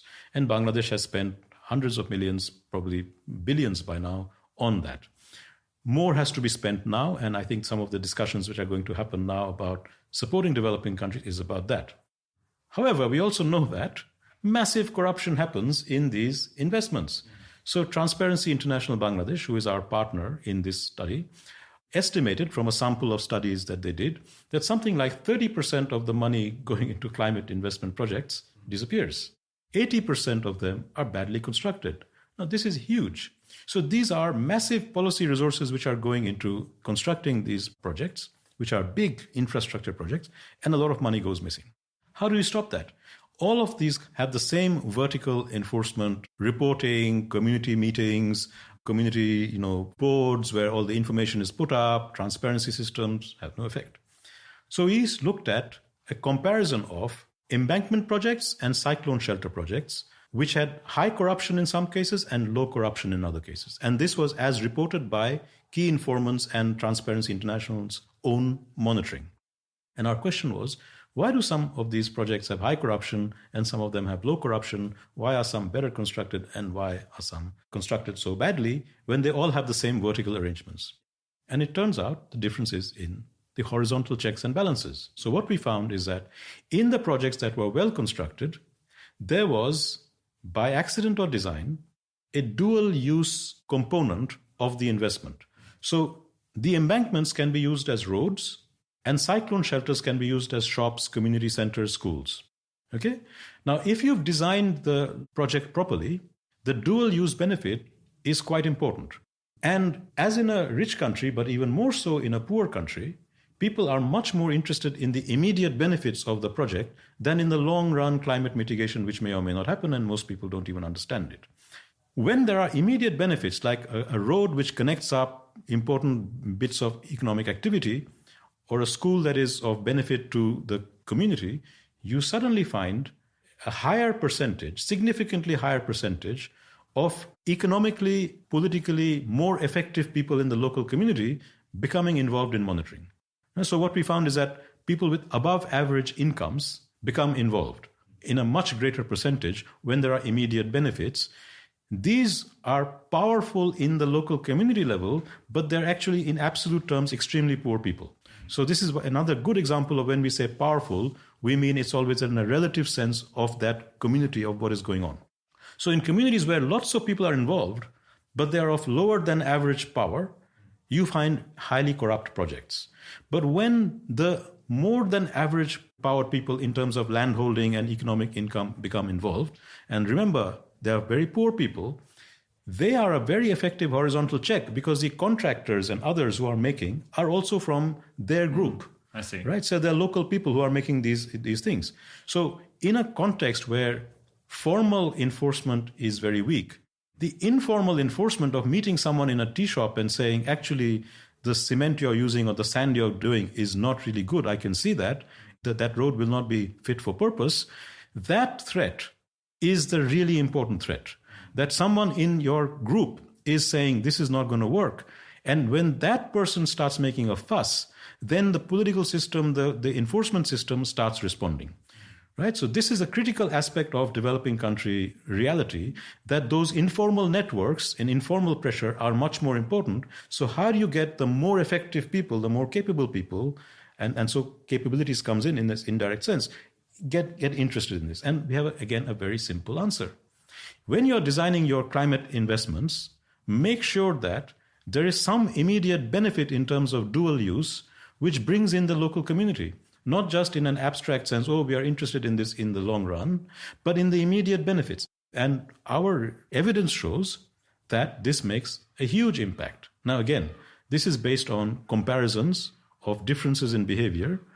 The policy suggestion is, let's go and actually design some projects which deliberately build in high levels of dual use benefits, and our prediction will be corruption will be much lower. Yeah. Again, if anyone's listening, please come contact us because we have some interesting ideas. So this is another example of horizontal checks and balances.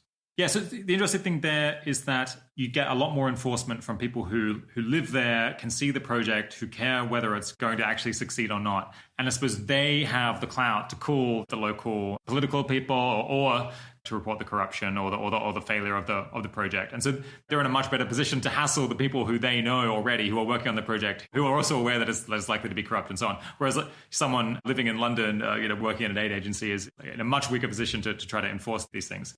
Both of these case studies seem very difficult to study to me because there's so many different moving pieces here. I suppose you have a team going in and doing interviews, like trying to understand what's going on.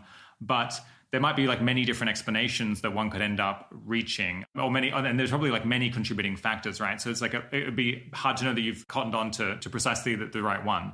So I suppose, you've got this very plausible theory that you've got this local horizontal enforcement, but you probably haven't been able to actually listen to the phone calls where people were calling around and then making a fuss and preventing the corruption from occurring. Yeah, how do you go about studying these and trying to make sure that you actually are like capturing the primary effect rather than perhaps some red herring that isn't as important? That's a really important question.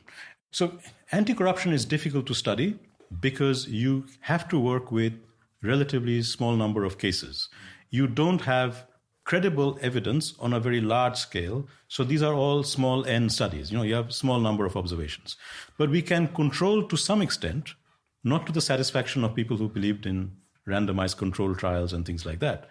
But we can control for some sense for other factors that might be affecting it. So, for example, in the embankments that we compared, we picked embankments which were almost the same in terms of value in areas which were very similar, that they're all, in any case, quite far from the capital. We had them being implemented in the same period, so it was the same government in power. The implementation agency was the same, so the agency that was implementing it was exactly the same. The fund came from the same source. The mechanisms for reporting were exactly the same. So in other words, much of the other factors that could affect the outcome, it's controlled to a surprising degree. We are controlling, we always do that. We control to the highest possible extent, but we can't do a large N where you would control by putting in variables to test in a multivariate regression or in an RCT where you randomize all these confounding factors by picking them randomly. This is not feasible in anti-corruption studies, not the kind of things that we are doing. So we come up with our conclusions by saying, look, we have tried our best to control for all these things. It is still a hypothesis. So actually the proof of the pudding is in the actual testing. That this is a much stronger basis on which to design policy than on the basis on which you have been designing it so far, on which you have invested and wasted lots of money. So here is an idea of how you could design the next project. And then if we could select a number of projects which have these characteristics, we could then compare it with the others, and then we would have an even stronger basis for saying this, right? But we will never get to a proper randomized control trial because you can't do it. If your project is $100 million, you can't do lots of them and then randomize across all the confounding variables and say, well, this particular thing, which is a dual use, really is significant. That you can't do because the scale of the trial would be worth more than you're investing in the country or and so on. So our evidence-based research does exactly address your question of what are the other confounding factors, but they do it in a realistic way, given that we have small budgets, the data is very difficult to get, and therefore we need to build systems of accessing the data, and that means the number of cases we can study is small, but then we control for that as I've described. In the same way, in the case of the skills providers, it was the same supplier, the same incentives, the same industry, the same qualifications of the trainers, then the same entry-level training.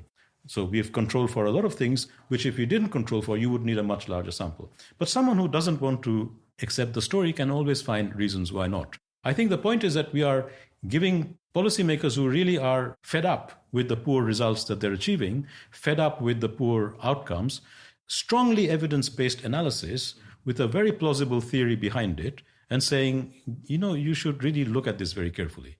Yeah, I guess, so you're never going to be, it's going to be very hard to get extremely confident that, this is exactly the story or this is the most important phenomena. But kind of the comparison is not considering these things at all or not having, really an understanding of what is driving corruption. And so you're like building up more and more pieces of evidence until you can be like confident enough that it's worth trying this out, or at least worth considering these considerations in the design of the policy. I guess the hope is that by like pursuing this research agenda over a long period of time, you can potentially learn more general lessons. So one potentially more generalizable lesson from the first one might be that you might consistently expect to find that where you put in training programs that are teaching people things that actually the local industry can't meaningfully use, then you might expect to get corruption resulting, or at least like misreporting of the effects. And likewise, you might find that in many countries it's the case that if you're building infrastructure projects that don't benefit the people who are there, the people who can actually observe the corruption and potentially pressure people to stop it, if it doesn't benefit them, then it's more likely to have poor outcomes than one where the people who see it being built are directly concerned about it. So yeah, it's not as if in every case you're going to have to go in uniquely and learn everything from scratch. You can hopefully like build up a picture where that will allow you to anticipate ahead of time what things are likely to go right and wrong. I think there's a simpler generalizable lesson here. Yeah. The generalizable lesson here is that, if you are trying to enhance developmental outcomes by making people follow rules and check each other and so on, don't do that by relying solely on anti-corruption agencies reporting, transparency, accountability. Ask yourself the following question. In the area that I'm trying to work in, is there evidence of differences in behavior already existing? Now, can I already find projects which are well constructed and projects that are badly constructed? Can I already find training providers who are doing their training and jobs are created and others who are not? Can I already find power stations that are built at low cost and producing greener power, and dirty power stations at high cost in the same country with the same systems? If I can find them, then I'm on a winning ticket. Then I go and ask, what is going on here? Why are these people behaving differently? And our hypothesis is that of all the reasons that you will find, and you will find many reasons for this, also look for a common reason, which is that we find that in a lot of cases, it's something horizontal happening. It's either that the people who are building it are being checked by the people who are using it, and they are of equal power. Or it could be that people who are training are checked by the people who are interested in the trainees. And that's what is keeping the thing going, right? So if you don't find any differences in behavior, or you're in a tough situation to begin with, and if you do find, we will say that this is the most policy relevant way of thinking about it, that can we enhance the number of cases where this horizontal checking will be possible. And if that is feasible, and in the cases that I explained to you, they are feasible in our opinion, then you have a powerful tool on top of other tools you have. But without this tool, you won't even discover the problem to begin with, and then you won't have any way of solving it. The other thing about this horizontal monitoring thing is that it's not just that you make a fuss and you create this. It's also about, is the information revealed, right? And the information that is revealed has to be of a usable form that this person is actually responsible. Now, in general, that information exists, that there is corruption, but no one actually knows who it is. And everybody will deliberately create a lot of smoke and noise to prevent that from being clear. The only people who know, and the only people who can actually direct you to the source of the problem, are people on the ground there, right? So if you think of, what makes crime prevention and what makes fraud prevention and anti-corruption work in countries that we have experience of, like the UK, the evidence is coming from the peers, right? This company says that company is not paying VAT, and I know it, right? And so I can give the evidence. But if I am not paying the VAT and you're not paying the VAT and nobody is paying the VAT, then we will all say, actually, we did, or we didn't do any transactions, or the machines broke down, or we will say something to push away the investigation from above. And in fact, the investigation from above knows that everybody is violating, so I can't catch them all. So actually, I'll just pick up small amounts of money from all of them and go away. In other words, the agency is then corrupted, or the political leaders send them out to make trouble for their political opponents. If you don't want any of that to happen, you have to find areas where it's in the self-interest of the actors to say, this is not right. I am actually doing my work as a skills trainer. I'm getting the job done. And those companies are reporting that you're not getting the job done. Now we have a huge coalition against that trainer. So when the enforcement agency comes and says, there's fraud reported here, And the enforcement agency doesn't have to be the government. It could be the development partner, right? They will actually have access to the information because everyone will give it to them. So in the same way that local contractor who is using substandard cement or sand in making the embankment, if the local community is saying, actually, I know this is the case because I'm in the same social group as the contractor. I've also built things. I know this is, terrible stuff. It's not going to work. It's very difficult for the enforcement agencies to say this is rubbish. It's very difficult for that person to say it's rubbish. So the tendency for collusion is checked. It doesn't necessarily mean it's going to work 100% of the time, but you have much more effective pressure now because information is out there. These people have an interest to follow up this information to make sure that it's followed up on. Because another common thing that happens is that something is reported and then the follow-up doesn't happen. But now you have somebody who's going to keep on saying, what's happening here? And that's extremely important. So if you think of how things get done by the British police, if there was no one following up and saying, what is happening here? If no one was saying, this is the evidence, this is the information, why aren't you acting on it? The natural human tendency is to have an easy life. So it's the same. So on top of all the collusion and so on, a lot of it is, this is difficult investigation. You need someone who has an interest in chasing it. So another way of asking, who is interested in your anti-corruption strategy and why are they going to pursue it in their own self-interest? And those people must have the same social, economic, political parity with the people you are chasing. And that's what we mean by power, right? It's not that they have to be the most powerful people in the country, but they have to be peers. If your peers are not checking you, it's not going to work. And I think this is a really fundamental, common, generalizable lesson. Look for peers who are interested. If you can't find them, you have a non-starter. If you can find them, ask them why some of them are monitoring and some are not. And then saying, those who are not monitoring, can we change their incentives in a feasible way so they start monitoring? And if you can, you have an anti-corruption strategy. What have you learned about how a country like Bangladesh or India could design industrial policy or, subsidies for firms or industries in such a way that it actually fosters, increases in productivity rather than just being captured? Many ways. So I think one of them was the garments industry example, where a subsidy was given to a foreign company, to come and transfer organizational knowledge to a local company. I think that this is a really different story from saying, let's get FDI. When you just attract foreign direct investment, the foreign investor is an island. They might be producing things, but it's very difficult for locals to copy what you are doing. The gap is often too big. So successful industrial policy is not just about getting foreign investment, is getting a foreign company which is possibly moving out of a certain market to transfer their organizational know-how to you and giving them sufficient incentives for them to do this in a way that can't be captured. And I think in countries where you have political settlements, where you have dense horizontal networks between politics and business, where the higher levels are politically weak because they face a lot of contestation and therefore have a short time horizon, the South Korean type industrial policy is very unlikely to work. So the garments industry example in Bangladesh is a very good one. Another very good example of this is the Indian automobile industry in the 1980s. So India tried to have a domestic automobile industry from independence, and it produced this car called the Ambassador, which was a copy of an English car from the 1950s, but it was under very high tariff protection. It was globally uncompetitive, but it was a car. And the Indian consumer had to buy 2 or 3 brands. That's all they had a choice for. But this car was never making it.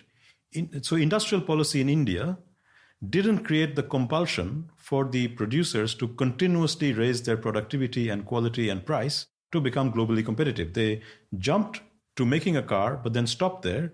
And then the subsidies kept coming in the form of 100% or so tariff barriers, right? So with that kind of tariff barrier, you're effectively getting a massive subsidy from consumers who are paying much more for this car than they needed to.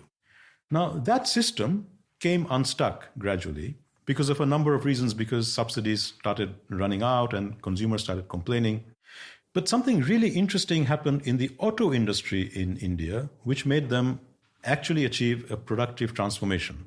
And that, again, was an accident.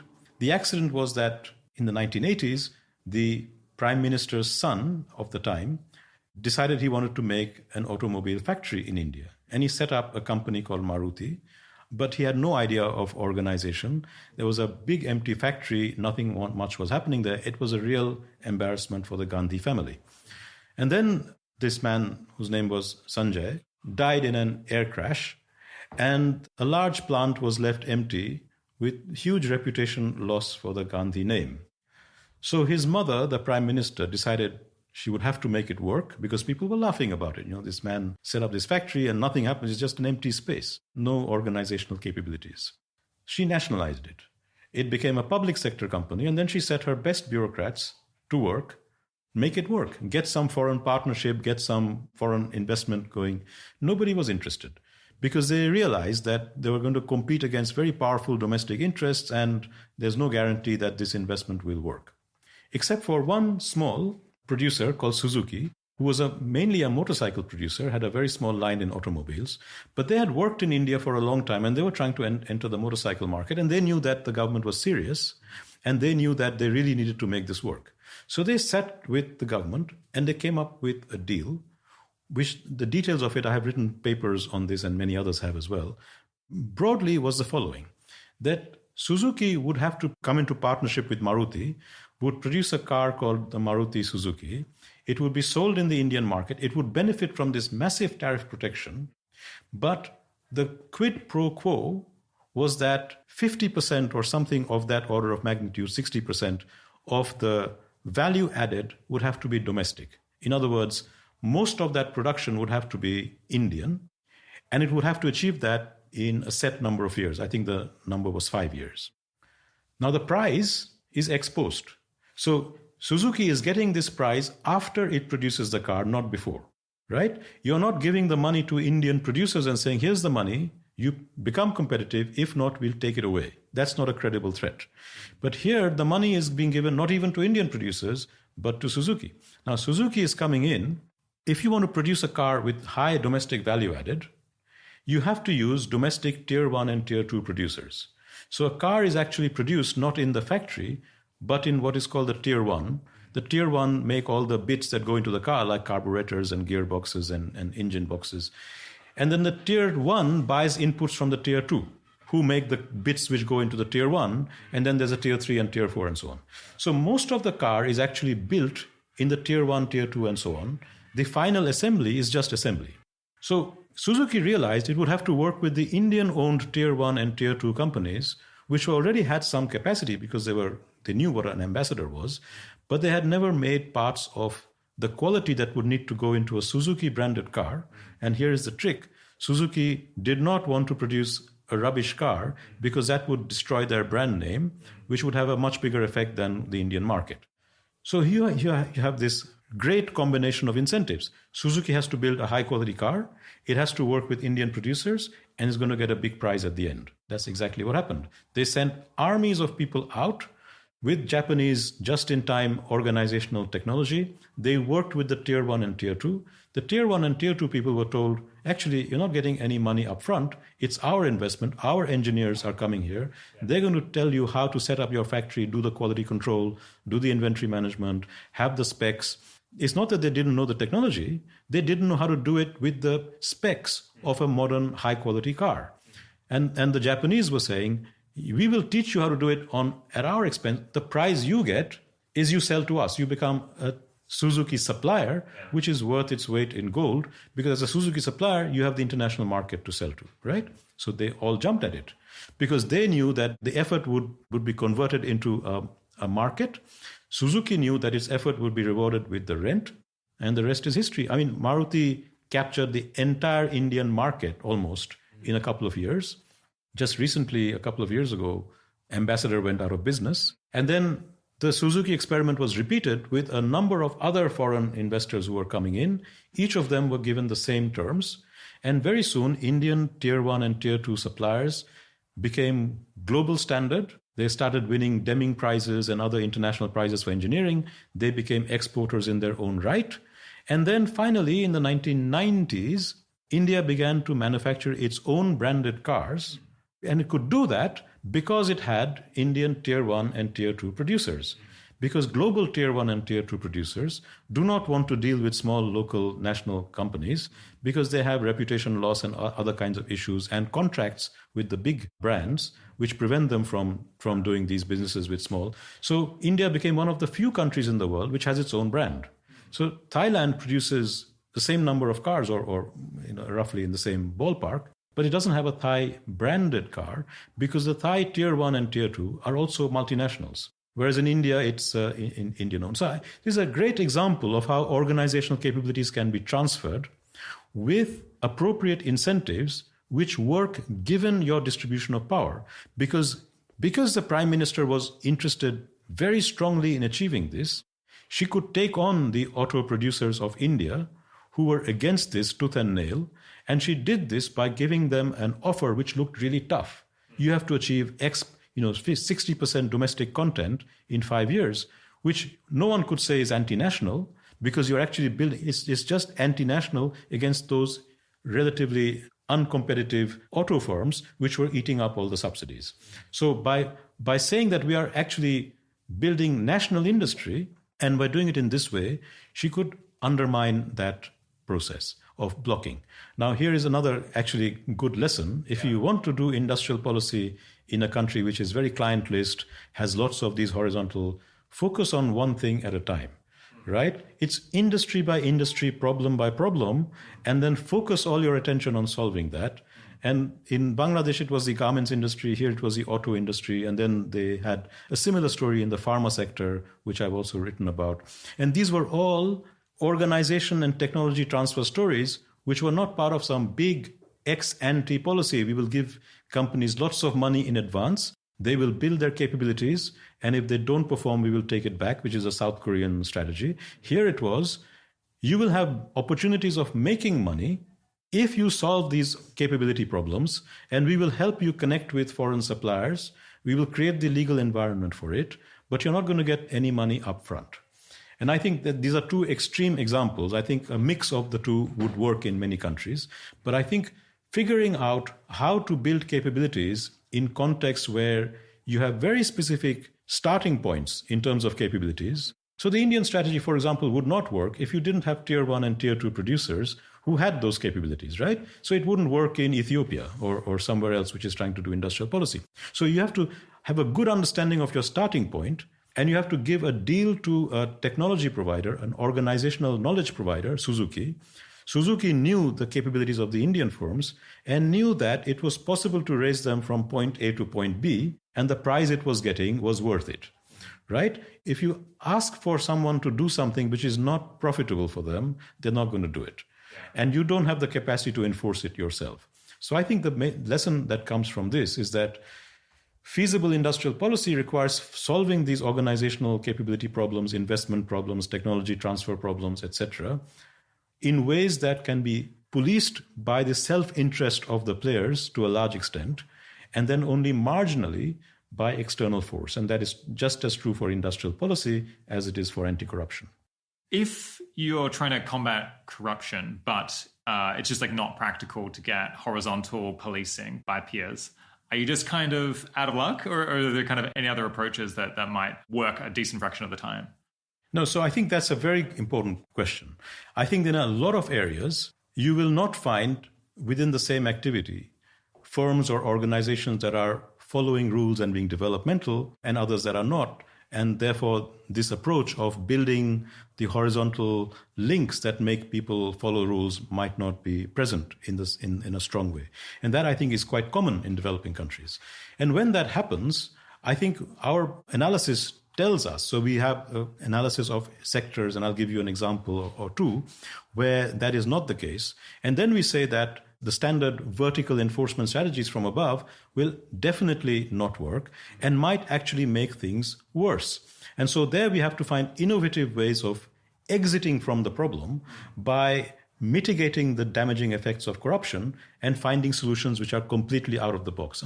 We have this fantastic project in the Niger Delta in Nigeria, where you have this problem of artisanal refinery, which is basically the local communities steal oil from pipelines and then they use that in local, very crude refining, which they then sell on. Now, this is a massive problem of theft, which has huge environmentally damaging consequences, health problems which are very severe.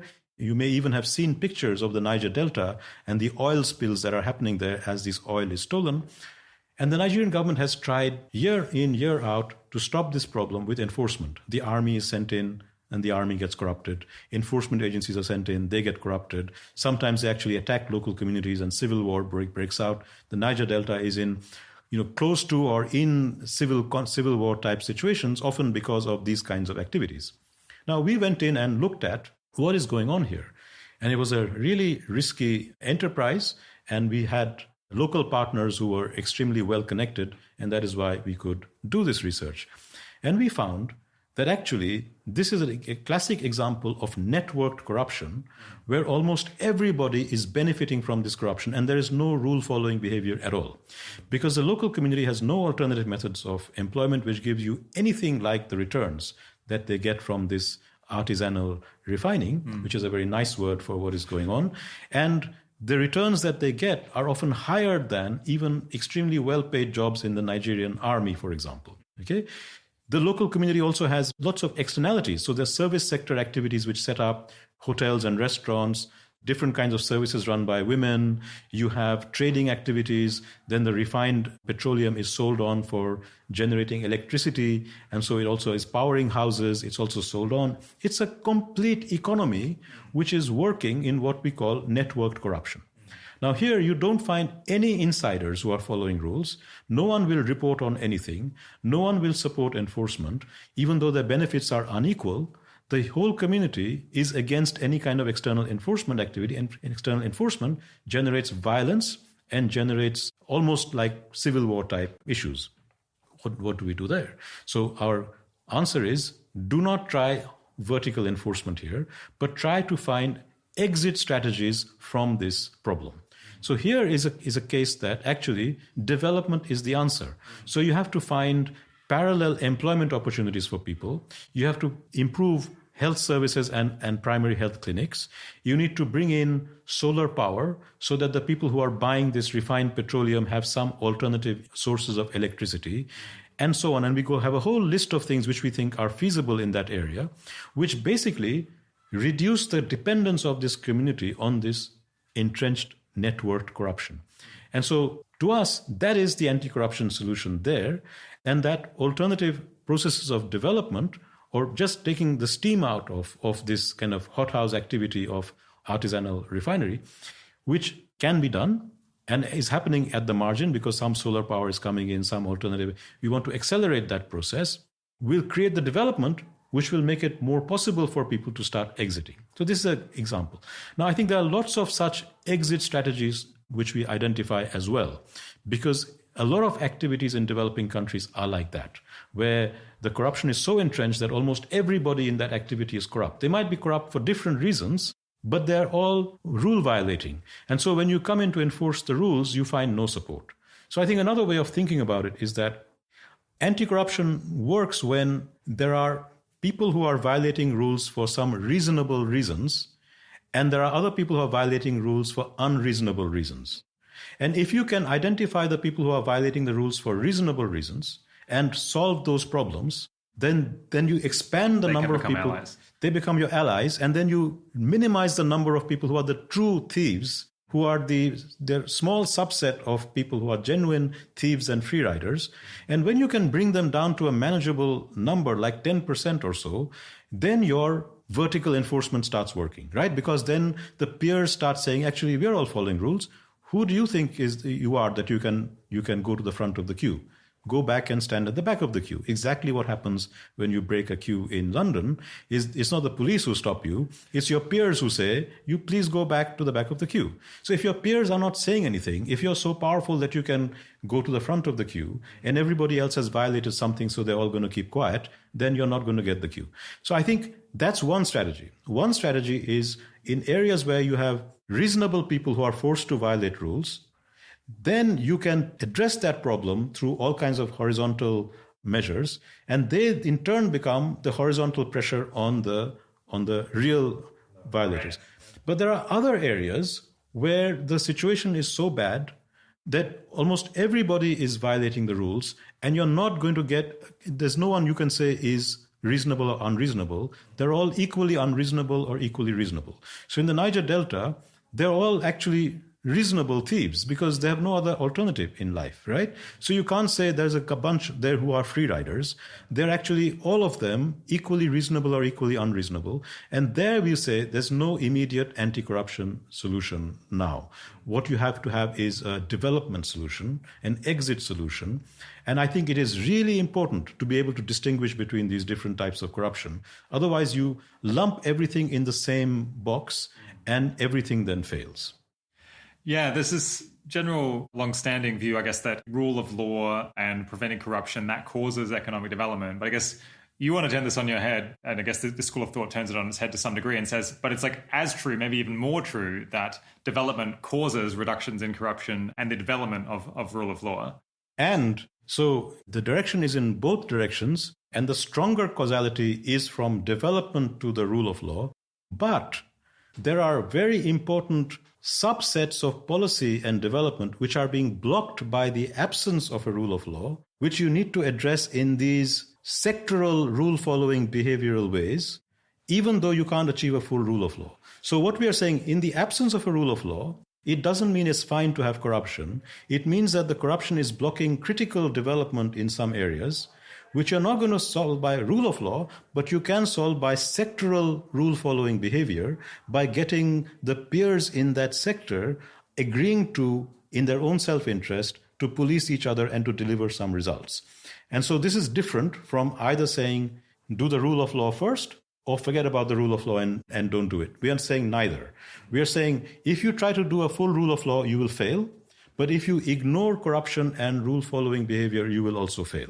So you need to find these incremental, intermediate solutions where you are nudging society sector by sector, activity by activity, towards rule-following behavior in that activity, till at such time that you have so many people who have so high capabilities that you have all of them collectively saying, we have a general rule of law. And anyone who violates even one of us on anything, we will not accept it. That's a long way away. Yeah. I guess, what would you say to someone in the audience who was kind of skeptical of that view, that it's like actually primarily development that's causing the rule of law to develop rather than the reverse? I mean, the idea that like rule of law is a precursor for development is a very mainstream theory. It kind of like makes some intuitive sense, which is why a lot of people have bought it. Is there any like key facts that you can point to that show why it's actually like more the reverse?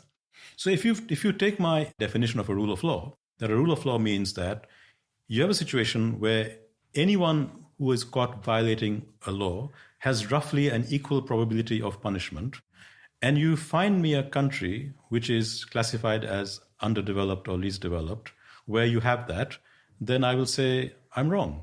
I mean, there's not one. So I think that what you find is that, and I think this is also North Wallace and Winecast limited access order, analysis. I think that there are some commonalities here, because what we are saying is, look, it's really ahistorical to say that there are countries which are $5,000, $6,000, $2,000 or less, anything less than, let's say, $8,000 to $10,000 without oil or without. So oil is a disrupting factor. You can have a very high per capita income because of oil, but actually very low capabilities. If you have $8,000 to $10,000 without oil, it means you have a broad spread of capabilities in your society.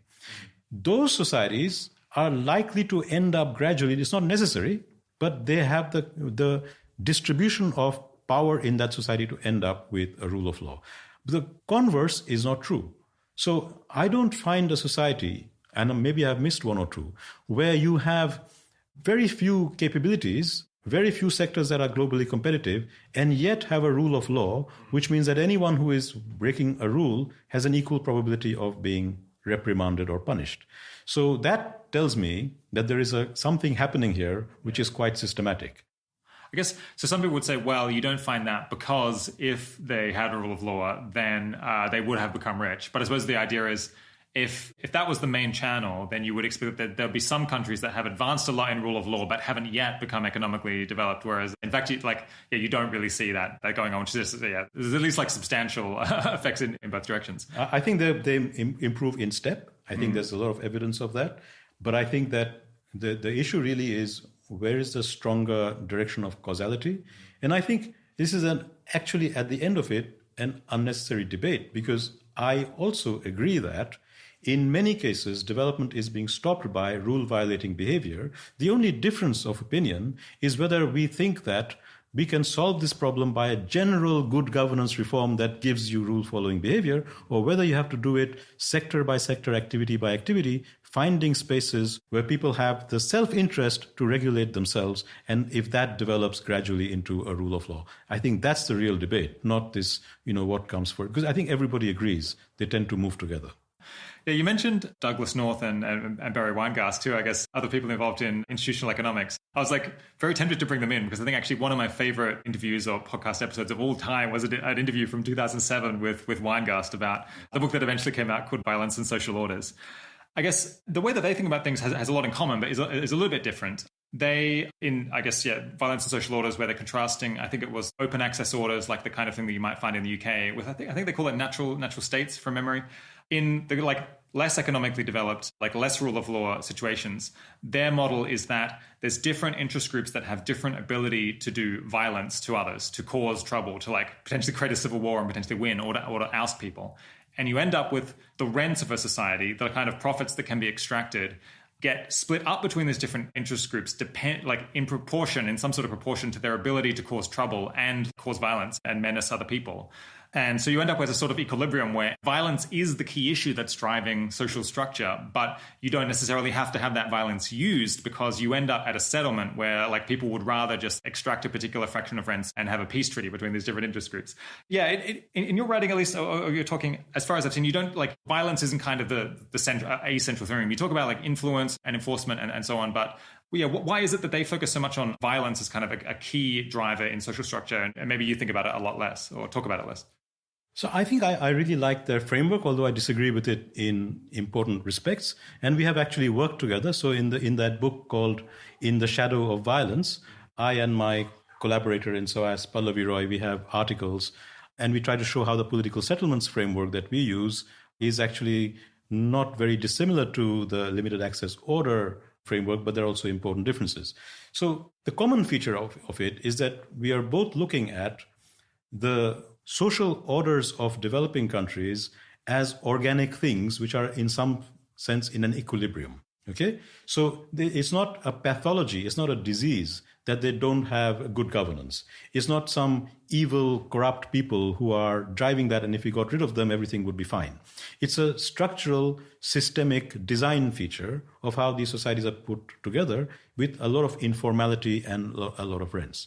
So I think this is a common thing. And just like in the limited access order, the political settlement says something quite similar, which is that the distribution of rents has to be roughly proportionate to the distribution of power. Otherwise, the system goes into disequilibrium, and then it adjusts back to some kind of equilibrium.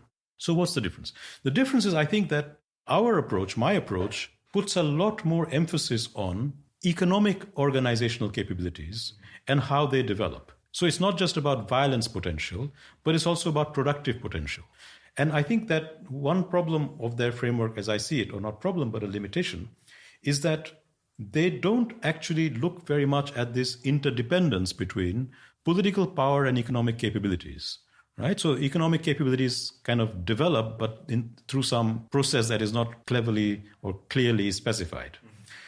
Whereas for me, these are even more important than your violence potential is your productive potential, your capabilities of producing and how they come from. And those two are always interacting, right? So that is one difference. And I think that, the process through which policies that are not aligned with the distribution of power are blocked is not always through the threat of violence, although that's a good metaphor. I mean, ultimately, if things break down, you have violence. It's all often broken down by lots of prior steps which are far from violence. It could just be, I'm not going to follow these rules. I'm just going to violate them. And let's see what you can do with it, right? And if so many people are violating, you can't do anything, even though they're not actually far from threatening violence. This is one. Or that, I will, push you and try and remove you from power. And this removing you from power might be a non-violent process. Yeah. So it's a whole load of oppositional tactics which do not necessarily reduce to violence, but is to do with organizational capabilities. And your organizational capabilities might be political, and you might have very strong organizational capabilities and networks which block things, and then that's your way of getting rents. Or your organizational capabilities might be productive, in which case you want to actually use that to produce things and make money doing it that way. And those are all organizational capabilities. So this is one big difference in a broader understanding of capabilities beyond just violence potential. But I think violence potential in extremis is an important capability as well, but it's not the only one. There are other differences. The other difference is that in their framework, the rents that are generated to keep the glue that keeps violence from emerging are created by limiting access, right? So this is hence the term limited access order. So they're still thinking very much like neoclassical economists, where rents are created by restricting markets and creating monopolies. And in our view, my view, we have a much more expansive understanding of rents. So rents are not just based on limiting access to markets. Rents are based on all types of policies that generate resources that would not have existed without the policy. So some rents can actually open up markets, like these learning rents and the rents which attract investment are rents which actually are opening up markets which didn't exist before. And so if you are only thinking of rents as restrictions, you have a real tough time explaining the political reality of developing countries. Because actually, if you look at a developing country, a typical developing country, it's relatively very easy to set up organizations, including informal organizations. No one is actually saying to you, you can't set up this organization, and only those powerful people can set up organizations, and they will then corner the market and get rents. In fact, the reverse. The problem in a lot of developing countries is that entry is too free. Everyone and their dog can enter the political market. You have all kinds of crazy parties and organizations jostling for power. And in a sense, that is a source of instability. So actually, limited access orders, as they describe it, are not very limited access at all. It's quite open access, and the rents are created in a variety of ways. Just as there are lots of open access activities in developing countries creating rents, I think I also disagree with them that in advanced countries, rents are always competed away by new organizations coming and challenging those rents. Advanced countries have long-lasting and persistent rents, and they are persistent and they keep being reproduced because the distribution of power reproduces them. These are policy rents which range from agricultural subsidies in Europe to protection for different industries and protection for policies like patents and so on, which generate rents and on and on and on. Now, the only difference between advanced countries and developing countries, in my view, is not that one is limited access and one is open access. One is rule of law and one is rule by law. In other words, to me, the difference in advanced countries is that process of influencing and jostling for rents happens through the powerful organizations following rules and setting rules which are to their advantage. And those rules give them lots of rents. Like Google has massive rents because the rules allow them to get that. They're not violating rules to get those rents, but anyone who says Google doesn't have rents has a different definition of rents than the one I use. So Google's rents don't go away because the influence they bring to bear on policy and others like them, the FANGs, bring to bear, protects those rents because those rents add to the US's prosperity, which benefits the political decision makers, but it's all happening within a context of a rule of law. So I think it's misleading to say that the US or advanced countries are open access in that all rents are continuously being competed away because everyone can set up an organization, just as it is wrong to say that developing countries, people are constrained from setting up organizations, and that is why some people have rents, and that is what keeps societies together. I think that's misspecifying the problem. I think both advanced and developing countries have different types of rents. In both of them, it's technically quite easy to set up organizations, but not everybody can. And whether or not you set up an organization, you may not have the productive capabilities or the organizational capabilities to really make those organizations count. So anyone can set up a Google, but it won't be a Google because they don't have the organizational capabilities to set up another Google. So the issue is that the distribution of organizational capabilities is not uniform in any society, but it is perhaps more broad-based in advanced countries, which is why there are more powerful organizations which check and balance each other, which is why this whole process of rent-seeking happens through a more rule-following way, whereas in developing countries, that process is driven by organizations which have low capability, are less interested in production, don't need a rule of law. So a lot of this negotiation is happening in rule-violating ways. To me, that's the big difference in their political settlements, not that there are no rents in advanced countries or they're open access, and there are lots of rents in developing countries and they're limited access. I think that's wrong framing. But where I agree with North Wallis and Weingast and why we collaborated with them, and I think they've done a great service to political science and political economy, is that they pointed out, just like we've been pointing out, that the absence of good governance in developing countries is not a pathology and is not a conspiracy of a few people. It's a systemic feature of these societies. Just for that, I think I celebrate their work. Yeah. I guess it's possible maybe that they're focused a bit more on violence, because I think perhaps a bit of a larger part of their agenda was explaining the pre-industrial world, or they talk about that a lot. Like in terms of if you were trying to explain England in the 15th century, then I think direct violence was more likely to be used than these more subtle things like civil disobedience, perhaps, or just trying to get an elected official removed and running a PR campaign against them or something like that. Absolutely. Yeah, let's move on now to talking about developed countries. I guess I'm quite interested in this because some listeners work in development and trying to reduce global poverty, but many work in policy areas, economics and political science in rich countries. They want to provide good policy advice potentially across a range of different things like climate change or solving whatever other problems in the US and UK. If they want to get more out of this kind of framework, understanding what questions they should ask about the kinds of policies that they support or are advocating for in a country like the UK, how should they start developing the ability to apply this kind of political science or political economy lens onto policy questions? That's a great question. And I think it depends really on both on one's political economy frame of analysis, but also on one's normative objectives. Why are we doing this analysis? And again, I come back to my own normative priors. I want to see a more egalitarian society where organizational productive capabilities are broad-based. And I think one of the problems that has happened in advanced countries, despite being rule of law and rule following, is that economic policies were driven by people who were powerful, who thought perhaps even that these policies would be of general benefit, but in fact they were not. So let's think about how we ended up in the present situation, where across the developed countries, you have the growth of populist and in Europe, outright fascist movements, which are gaining strength. You have the experience of Trump in the US, which almost brought about an end to the rule of law. I mean, it was really very close. And you have other such phenomena across the world. The reason for that is, I think, is that liberal economic policies made a lot of sense on paper, and it didn't discriminate between where the capabilities were that were being developed. So by allowing a lot of globalized production and not giving enough attention to what was happening to the capabilities, for example, in the north of England, where the old industrial working class areas were, it didn't ask what will happen when we lose these productive capabilities and all the political power that comes with it.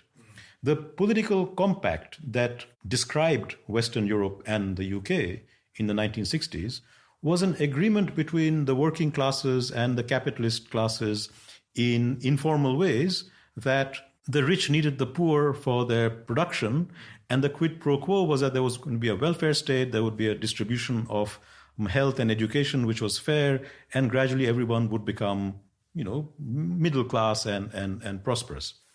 That process was undermined by a liberalization that was driven by the financial sector and by what is now crudely known as the metropolitan elite, who saw liberalization as immediately beneficial, even though production of a lot of things moved outside the country. Now, I'm not saying that was wrong. I think that should have happened. But what should also have happened was a set of policies to protect and re-energize capabilities in the sectors that were losing jobs, and that didn't happen. So the per capita income of these countries increased, prosperity increased, but the distribution of incomes worsened dramatically, and a lot of people were permanently unemployed, living off handouts. And as that happened, the political settlement also changed, because the rich began to realize that they no longer needed the poor of the rich countries for their own reproduction. Their production was all happening in China and the Far East. So they were no longer willing to pay such high taxes for health and education and public services. So there was a gradual squeeze on the amount of redistribution that was happening. So there was a double whammy. I think that the poor both lost their jobs, and they also began to have the welfare state fraying at the edges, because that political quid pro quo that the rich of the rich countries needed the poor of the rich countries to be happy was no longer the case. You don't care anymore, right? So you don't need them to not go on strike because they're not producing anything.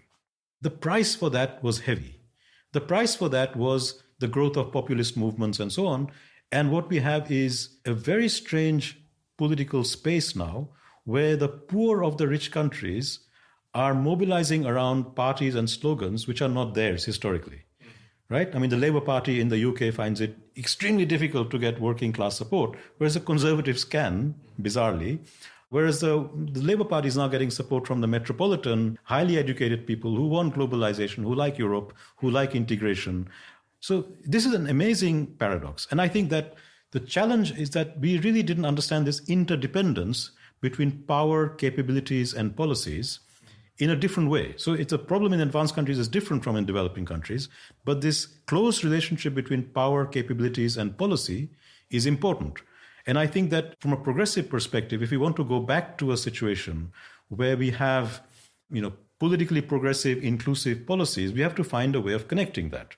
We can't close ourselves off from the world and say we will put up tariff barriers and everyone go to hell, which is what Trump began, but Biden seems to be continuing to some extent. We have to be globalized and open. And just as we have to be concerned about developing capabilities in the developing world, we have to be concerned about developing capabilities in our own advanced countries and building those capabilities in those areas which have been left behind.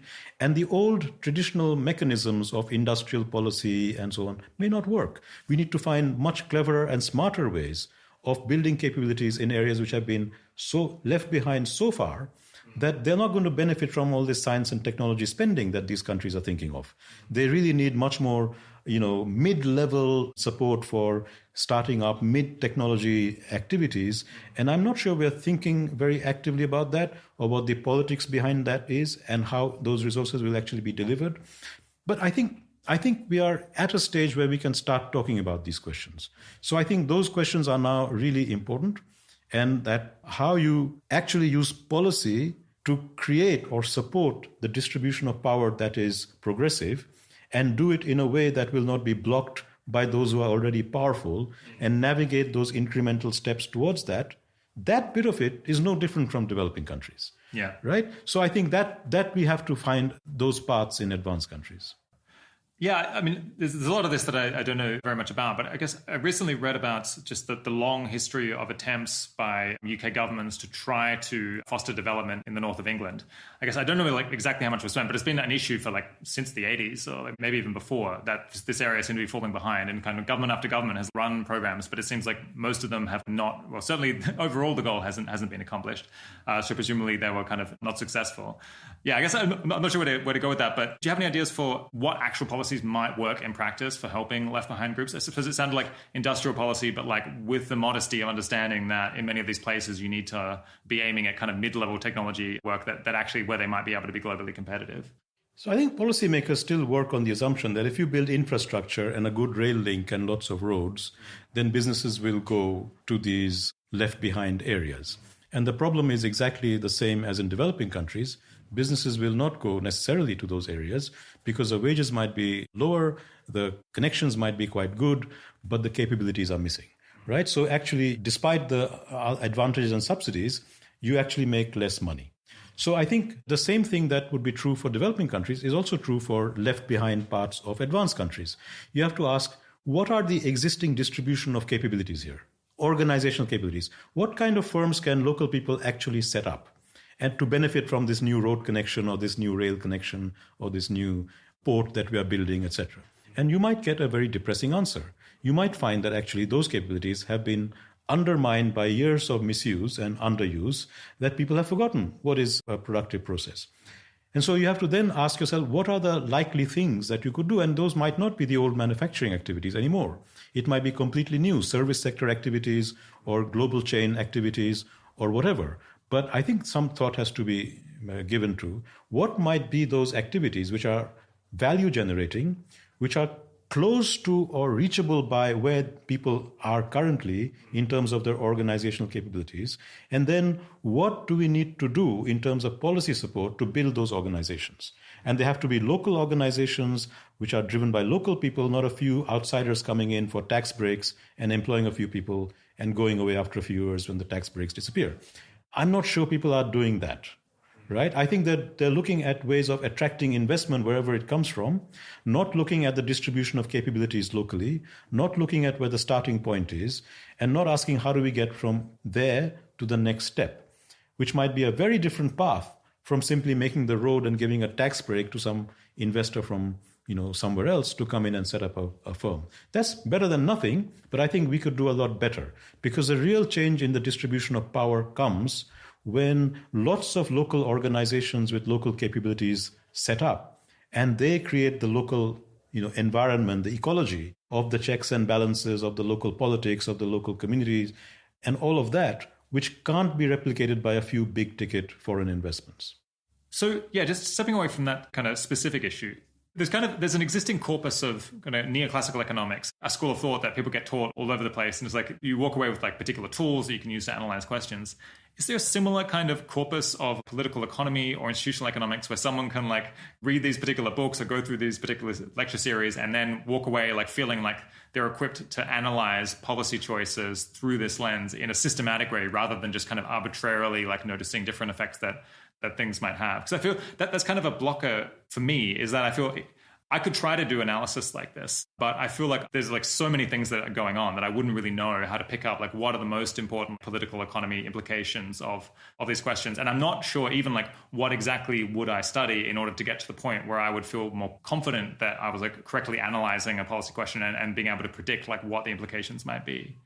That is a serious constraint. Yeah. And I think one problem with that is that the advantage of neoclassical economics is that there is a set of techniques which might be totally unrealistic in terms of a description of the world, but which most neoclassical economists agree are kind of useful tools for thinking through things.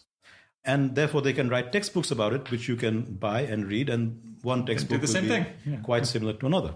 We haven't got that for the heterodox school because there are differences in positions and these positions cannot agree about those differences, right? So, for example, we've talked about North Wallis and Weingast. There's a lot we agree about, but a lot of things we disagree about. So we couldn't sit together and write a textbook. I mean, when I talk to industrial policy people who are talking about how you need to develop capabilities in developing countries, there's a lot we agree about till we come to the political settlement and what will work and not work. And then we find that there's a lot we disagree about.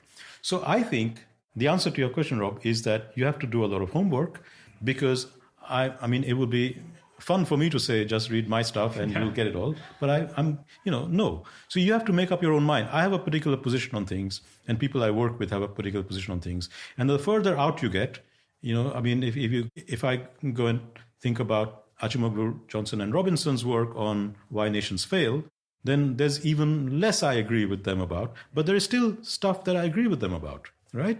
So I think there are these concentric circles, and I think each of these authors and approaches gives you something, but you have to read your own history and your own newspapers and say, actually, does this explain what is happening in country X, sector Y? And if not, what commonsensical questions should I ask?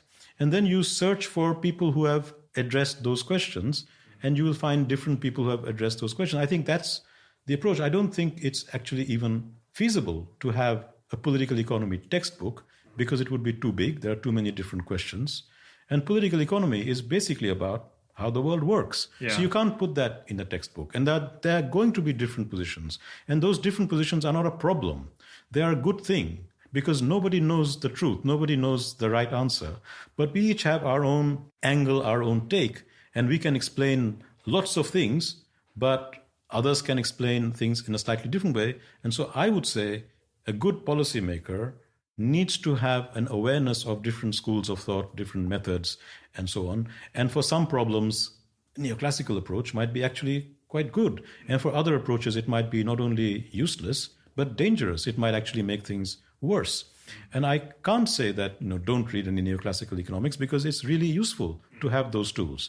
In the same way, I think you should read all of these authors that we've discussed, and maybe also read some of my stuff, and then make up your own mind, because ultimately the best reality check is your own common sense. Yeah. Is this going to work? Yeah.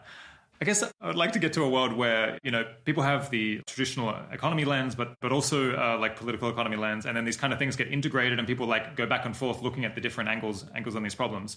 It seems like there's a big barrier to getting the political economy lens like applied systematically and regularly to all of these questions, because it's hard to simplify as a set of like questions that you ask one after another, or like tools that you apply, like kind of supply and demand curves to all of these questions. And I wonder whether there could be a lot of value in trying to boil it down to like an actual toolkit that a policymaker, like what if I'm a bureaucrat and I'm trying to suggest something? I used to work in the Australian government. We would like suggest things about the electricity industry, but I wouldn't know where to begin exactly if I was trying to provide a political economy, institutional economics lens on things, because there's so many different things that you could do that it feels like somewhat arbitrary which threads you decide to pull on. So I think that's a genuine description of a problem, but I think it's not that neoclassical economics has an agreed upon set of tools. Because if you look at how, even within neoclassical economics, people apply these tools, there are huge differences between them. And the same with political economy. So I think each framework has some basic questions that they're asking, and then they're answering them in some ways.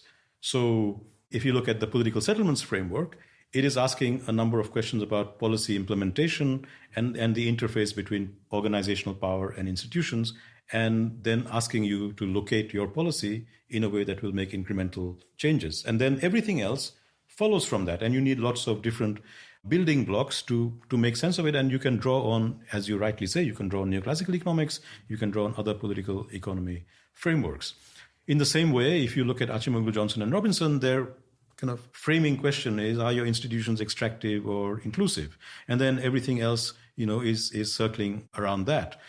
Or is it a limited access order or an open access order? And what are the different types of limited access orders, and what are the doorstep conditions? So it is not that it's just a confusing mess. Each political economy theory is giving you a set of organizing principles and then asking you to say if your question can be fitted around these organizing principles. But the question is, you're asking, why isn't there one organizing principle? And I'm saying, people don't agree. Reality is complex. People don't agree. And maybe it's not even desirable, because this competition is a very good check and balance.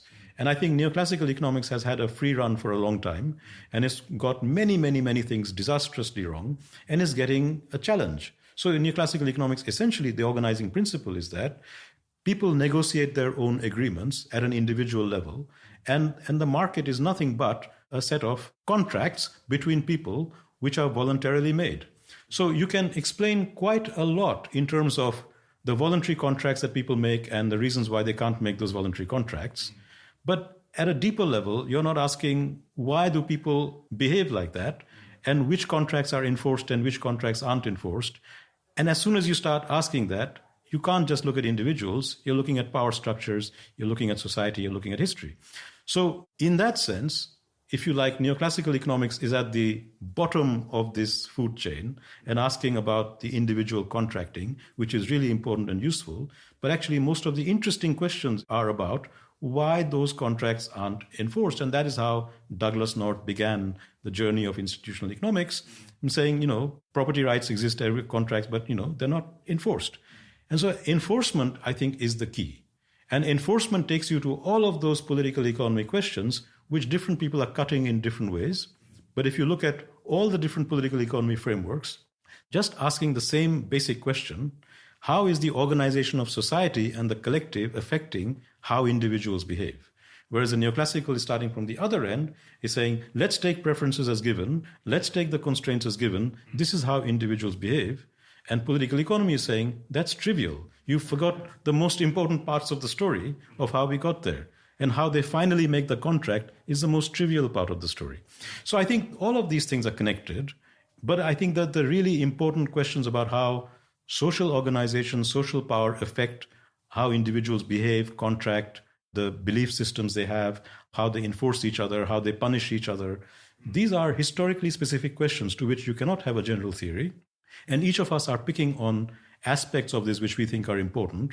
And to some extent, all of them are important. It's just that it would be impossible to put everything together. So you have to pick the framework which you think is the most parsimonious in giving you the tools that most likely give you something to work on without saying that everything else is wrong. Yeah. What's the relationship between your work and public choice theory, which I guess it shares this factor of like wanting to open up, say, the government or institutions and then look at it as a series of individuals who each have their own motives and their own ability to influence things. And so could end up producing an outcome that wasn't entirely originally intended. I have this slight feeling that public choice theory is like institutional economics, but for more free markety people who are a bit more skeptical, but it's kind of quite similar in like its analytical style. So I think the basic difference is that public choice theory is political economy, as you say, coming from neoclassical thinking. Yeah. Right. And so it's saying, yes, structures matter, but we have to explain the structures also in terms of individual decisions. In other words, individuals create the structure and then the structure creates the individual and the individuals also. But ultimately, you're going back to individual incentives. And the fundamental difference from that and almost all other kinds of political economy are that we take history seriously, right? So to say that all structures are created by individuals, and therefore, if the structure of society in India is different from the one in the United States, then we have to look at the individual incentives that created those structures, I think is a non-starter, because it confuses the path dependence of history and the complexity of how structures are built up. That individuals today in India may not have any capacity of changing that structure to look like the one in the US or Norway, not because they have some information deficit or anything like that, but because the structure itself has a reality and a meaning which affects the way in which individuals behave. So I think that my kind of political economy takes both as important. So we have to understand how those organizational structures are gradually evolving and how that is affecting individual decisions, which then feed back into those structures, but they're not able to completely change those structures. I think this is summed up very well in a phrase by a bearded man from some time ago called Karl Marx, who said, and he was using man in the generic sense, he said, men make their own history, but they don't make it exactly as they please. It's understanding what is it that they can't do exactly as they please is the pre-existing power structures, right? So it's not that a political economist is saying individual agency doesn't matter. It's individual agency matters a lot, but it's constrained. And the constraints are not also explainable by individual agency. Then you are in this complete circularity. So the constraints have some historical origin, and we are trying to map those historical origins. And all the people we have discussed have different ways of mapping that history. And history matters is, I think, where political economy begins and neoclassical economics stops. For neoclassical economics, there is no need for history. Right? You can model everything from individuals by just changing their preferences and constraints. For us, the most important thing is, where did those enforcement capacities, those preferences, those beliefs come from? And that's where history matters. Okay, yeah, as we come towards the end, we've been going for quite a few hours. Are there any maybe like takeaway lessons that you would want people in the audience to keep in mind if they're perhaps working in global development, or I suppose working in like offering policy advice in rich countries as well? What stuff should they keep in mind going forward? So I think a lot of what I'm saying could be read by people in different ways. And I think that let me boil it down to some very basic things which might focus people's minds. I think now it's a kind of commonplace in development policy. People will say context matters. One size doesn't fit all. Everyone will say these things, from the World Bank down to the FCDO, down to, Oxfam. Yeah. Everyone will say this. I always slightly roll my eyes, not because it's not true, but because it feels just like a platitude. It's exactly. Like a motherhood statement. So the real question is, ask yourself, how does context matter?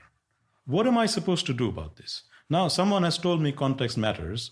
What is it about it that matters? And here is where I think all that I'm talking about has a direct relevance. Context matters in this way, that you have a set of plans and policies, or you're supporting some activities which you think will support human development. And to me, that inevitably involves looking at capabilities, organizations, etc.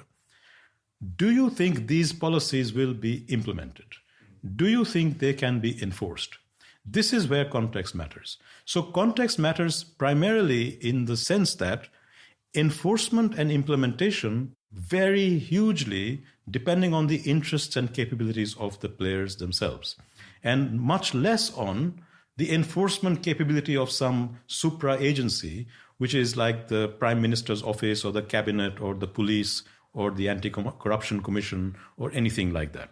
So the basic thing you should do always is look at the people you're working with, their capabilities, and then ask them, here is a policy to help them do something better. Will they themselves actually support it? Not what they're saying they will, because everyone will say they will do whatever you ask them to do because they want the money. But actually from their past behavior and their activities, do I think this is something that they will actually be able to implement, enforce, monitor each other as peers, report back, and do the basic capabilities of policy implementation at a higher level exist to monitor and enforce this?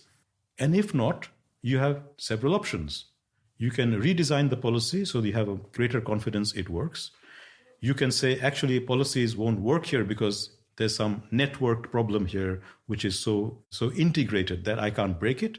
Then you have to think out of the box of some exit strategy which meets the requirements of your anti-poverty or whatever that you're trying to achieve. Or you have to go back one step before and say, can I build those capabilities directly? Can I work with people to actually build those capabilities, which I'm assuming exist with my policy, but I shouldn't assume. And maybe I need a policy that is one or two steps behind in terms of its sequencing. So I think there are ways in which all of this makes a lot of practical sense as a sense check when you are asking yourself, will this work here? And then, of course, you can refer to the work that I do and others do, and it's all available. It's free access online. And you can read some of these, the stuff on the SOAS ACE website, or the work of Danny Roderick or North Wallace Weingast or Archimoglu Johnson and Robinson and all the people we have discussed. Not all of it, but those bits of it which are relevant to the particular policy question that you're addressing. And I think that's the starting point. That's the starting point for you as a development practitioner, beginning to refine your questions and getting down to better questions, and then answers which you think might make sense there. And then the final step is, don't put all your eggs in one basket, experiment with a trial, see how that goes, and only scale up once it's working. Yeah. It's interesting. I feel in our personal lives, in, say, if you're working in an organization of 100 people and you have some problem and someone suggests a policy that in principle would be very good for solving this problem to try to change people's behavior, for example, in a context like that where you potentially have a lot of local information, you can listen to this idea and be like, nah, that's not going to work because like the marketing department, they'll shut it down. They'll make sure that it never gets implemented. Or like I know how this organization works. That will just go on the books and then everyone's going to ignore it. It's not actually going to, no one's going to take it seriously. I guess we don't ask that question as much in context where we don't know, because we don't understand enough about the people and the actors and their history of behavior to actually say anything. But it is just so essential. Someone coming into your organization without any knowledge of the people or what they want or how they work and just suggesting reforms is probably going to have a very bad time, as I guess do we when we go into like other organizations and countries and just pull something out of a textbook. You absolutely, you've hit the nail on the head. We think that fixing our little office of 10 people is really difficult, but we can go and give advice to a country of 160 million and it'll make a difference. That's not going to happen, right? So development is a difficult process. It's actually about ultimately exactly that, changing behavior, changing how organizations work, and that's a long-term process. So if you are interested in development, you've got to be in there for a long haul, and you've got to be interested in actually understanding your market, the people who you are selling the ideas to, and then figure out what's the best way of selling this idea in a way that will be picked up and used. And if you can't think of, why anyone should use this idea, if you weren't if you were in their position, would you do it? Then don't try it. It's not going to work. Yeah. One final question just before we finish. We've talked a whole lot about capabilities, and I guess we've talked loosely as though the UK has like fantastic capabilities in all kinds of ways. But I'm curious to know, are there any times when you've looked around in the UK and seen just extraordinarily like organizations that are failing to have the kinds of capabilities that you might hope and expect in the United Kingdom, and just been like, this is like such a great demonstration of the problem of organizational difficulty? I'm a connoisseur of complaints about like big utilities firms and things like that, because sometimes their behavior is incredible. All the time. Yeah. All the time. I mean, you don't have to go to utility firms. The way in which universities are run sometimes is exasperating. Simple things take a long time to get done because the systems aren't set up properly. But I think that one has to be realistic about it. We're never going to get a human organization which has zero transaction costs, which is so efficient that everything happens really quickly. And this is one of the founding observations of institutional economics, and that every organization has very high transaction costs. The real difference is between a small difference in that transaction cost. So the issue is not that, British universities are efficient. They're super inefficient, but they're just a lot more efficient than the universities in Bangladesh. And I think that is where the difference is. So I think the benchmark should not be that, I want to get to a zero transaction cost, seamlessly working organization where I don't have to go and explain things 5 times to 10 different people to get anything done. But it should be, I now have to explain the same thing 100 times to 200 people who are all blocking me because they have no incentive to do anything, to a situation where if I explain it to 5 people 10 times, they have the incentive to do something and they will do something about it. My guest today has been Mushtaq Khan. Thanks so much for coming on the 80,000 Hours podcast, Mushtaq. Thank you, Rob. As I mentioned in the intro, Mushtaq's SOAS ACE Research Consortium is currently funded by the UK's FCDO, but they're always looking for new sources of funding to continue or potentially scale up their research. So if you'd like to learn more about what they're up to and ways that you might be able to help out, you can contact Mushtaq at mk100@soas.ac.uk or visit their website, ace.soas.ac.uk. Finally, just a personal recommendation from me. Over the last few weeks, I've really been enjoying a new podcast series called Real Dictators. It goes into a whole lot of detail on the roots of dictators like Muammar Gaddafi, Francisco Franco, and General Tojo, and how they successfully rose to power. I would have thought that I knew plenty already about those people, but it turns out I knew just only a tiny fraction of their true backstory. The soundtrack for the show is also just really surprisingly beautiful for a podcast. I'm just recommending it for entertainment purposes, not because I think it will particularly help you have more social impact. Though I guess there are more useless things that one could learn about than various times that different societies went way off the rails. All right, the 80,000 Hours podcast is produced by Kieran Harris. Audio mastering is by Ben Cordell. Full transcripts and links related to the conversation are available on our site and made by Sophia Davis-Fogel. Thanks for joining. Talk to you again soon.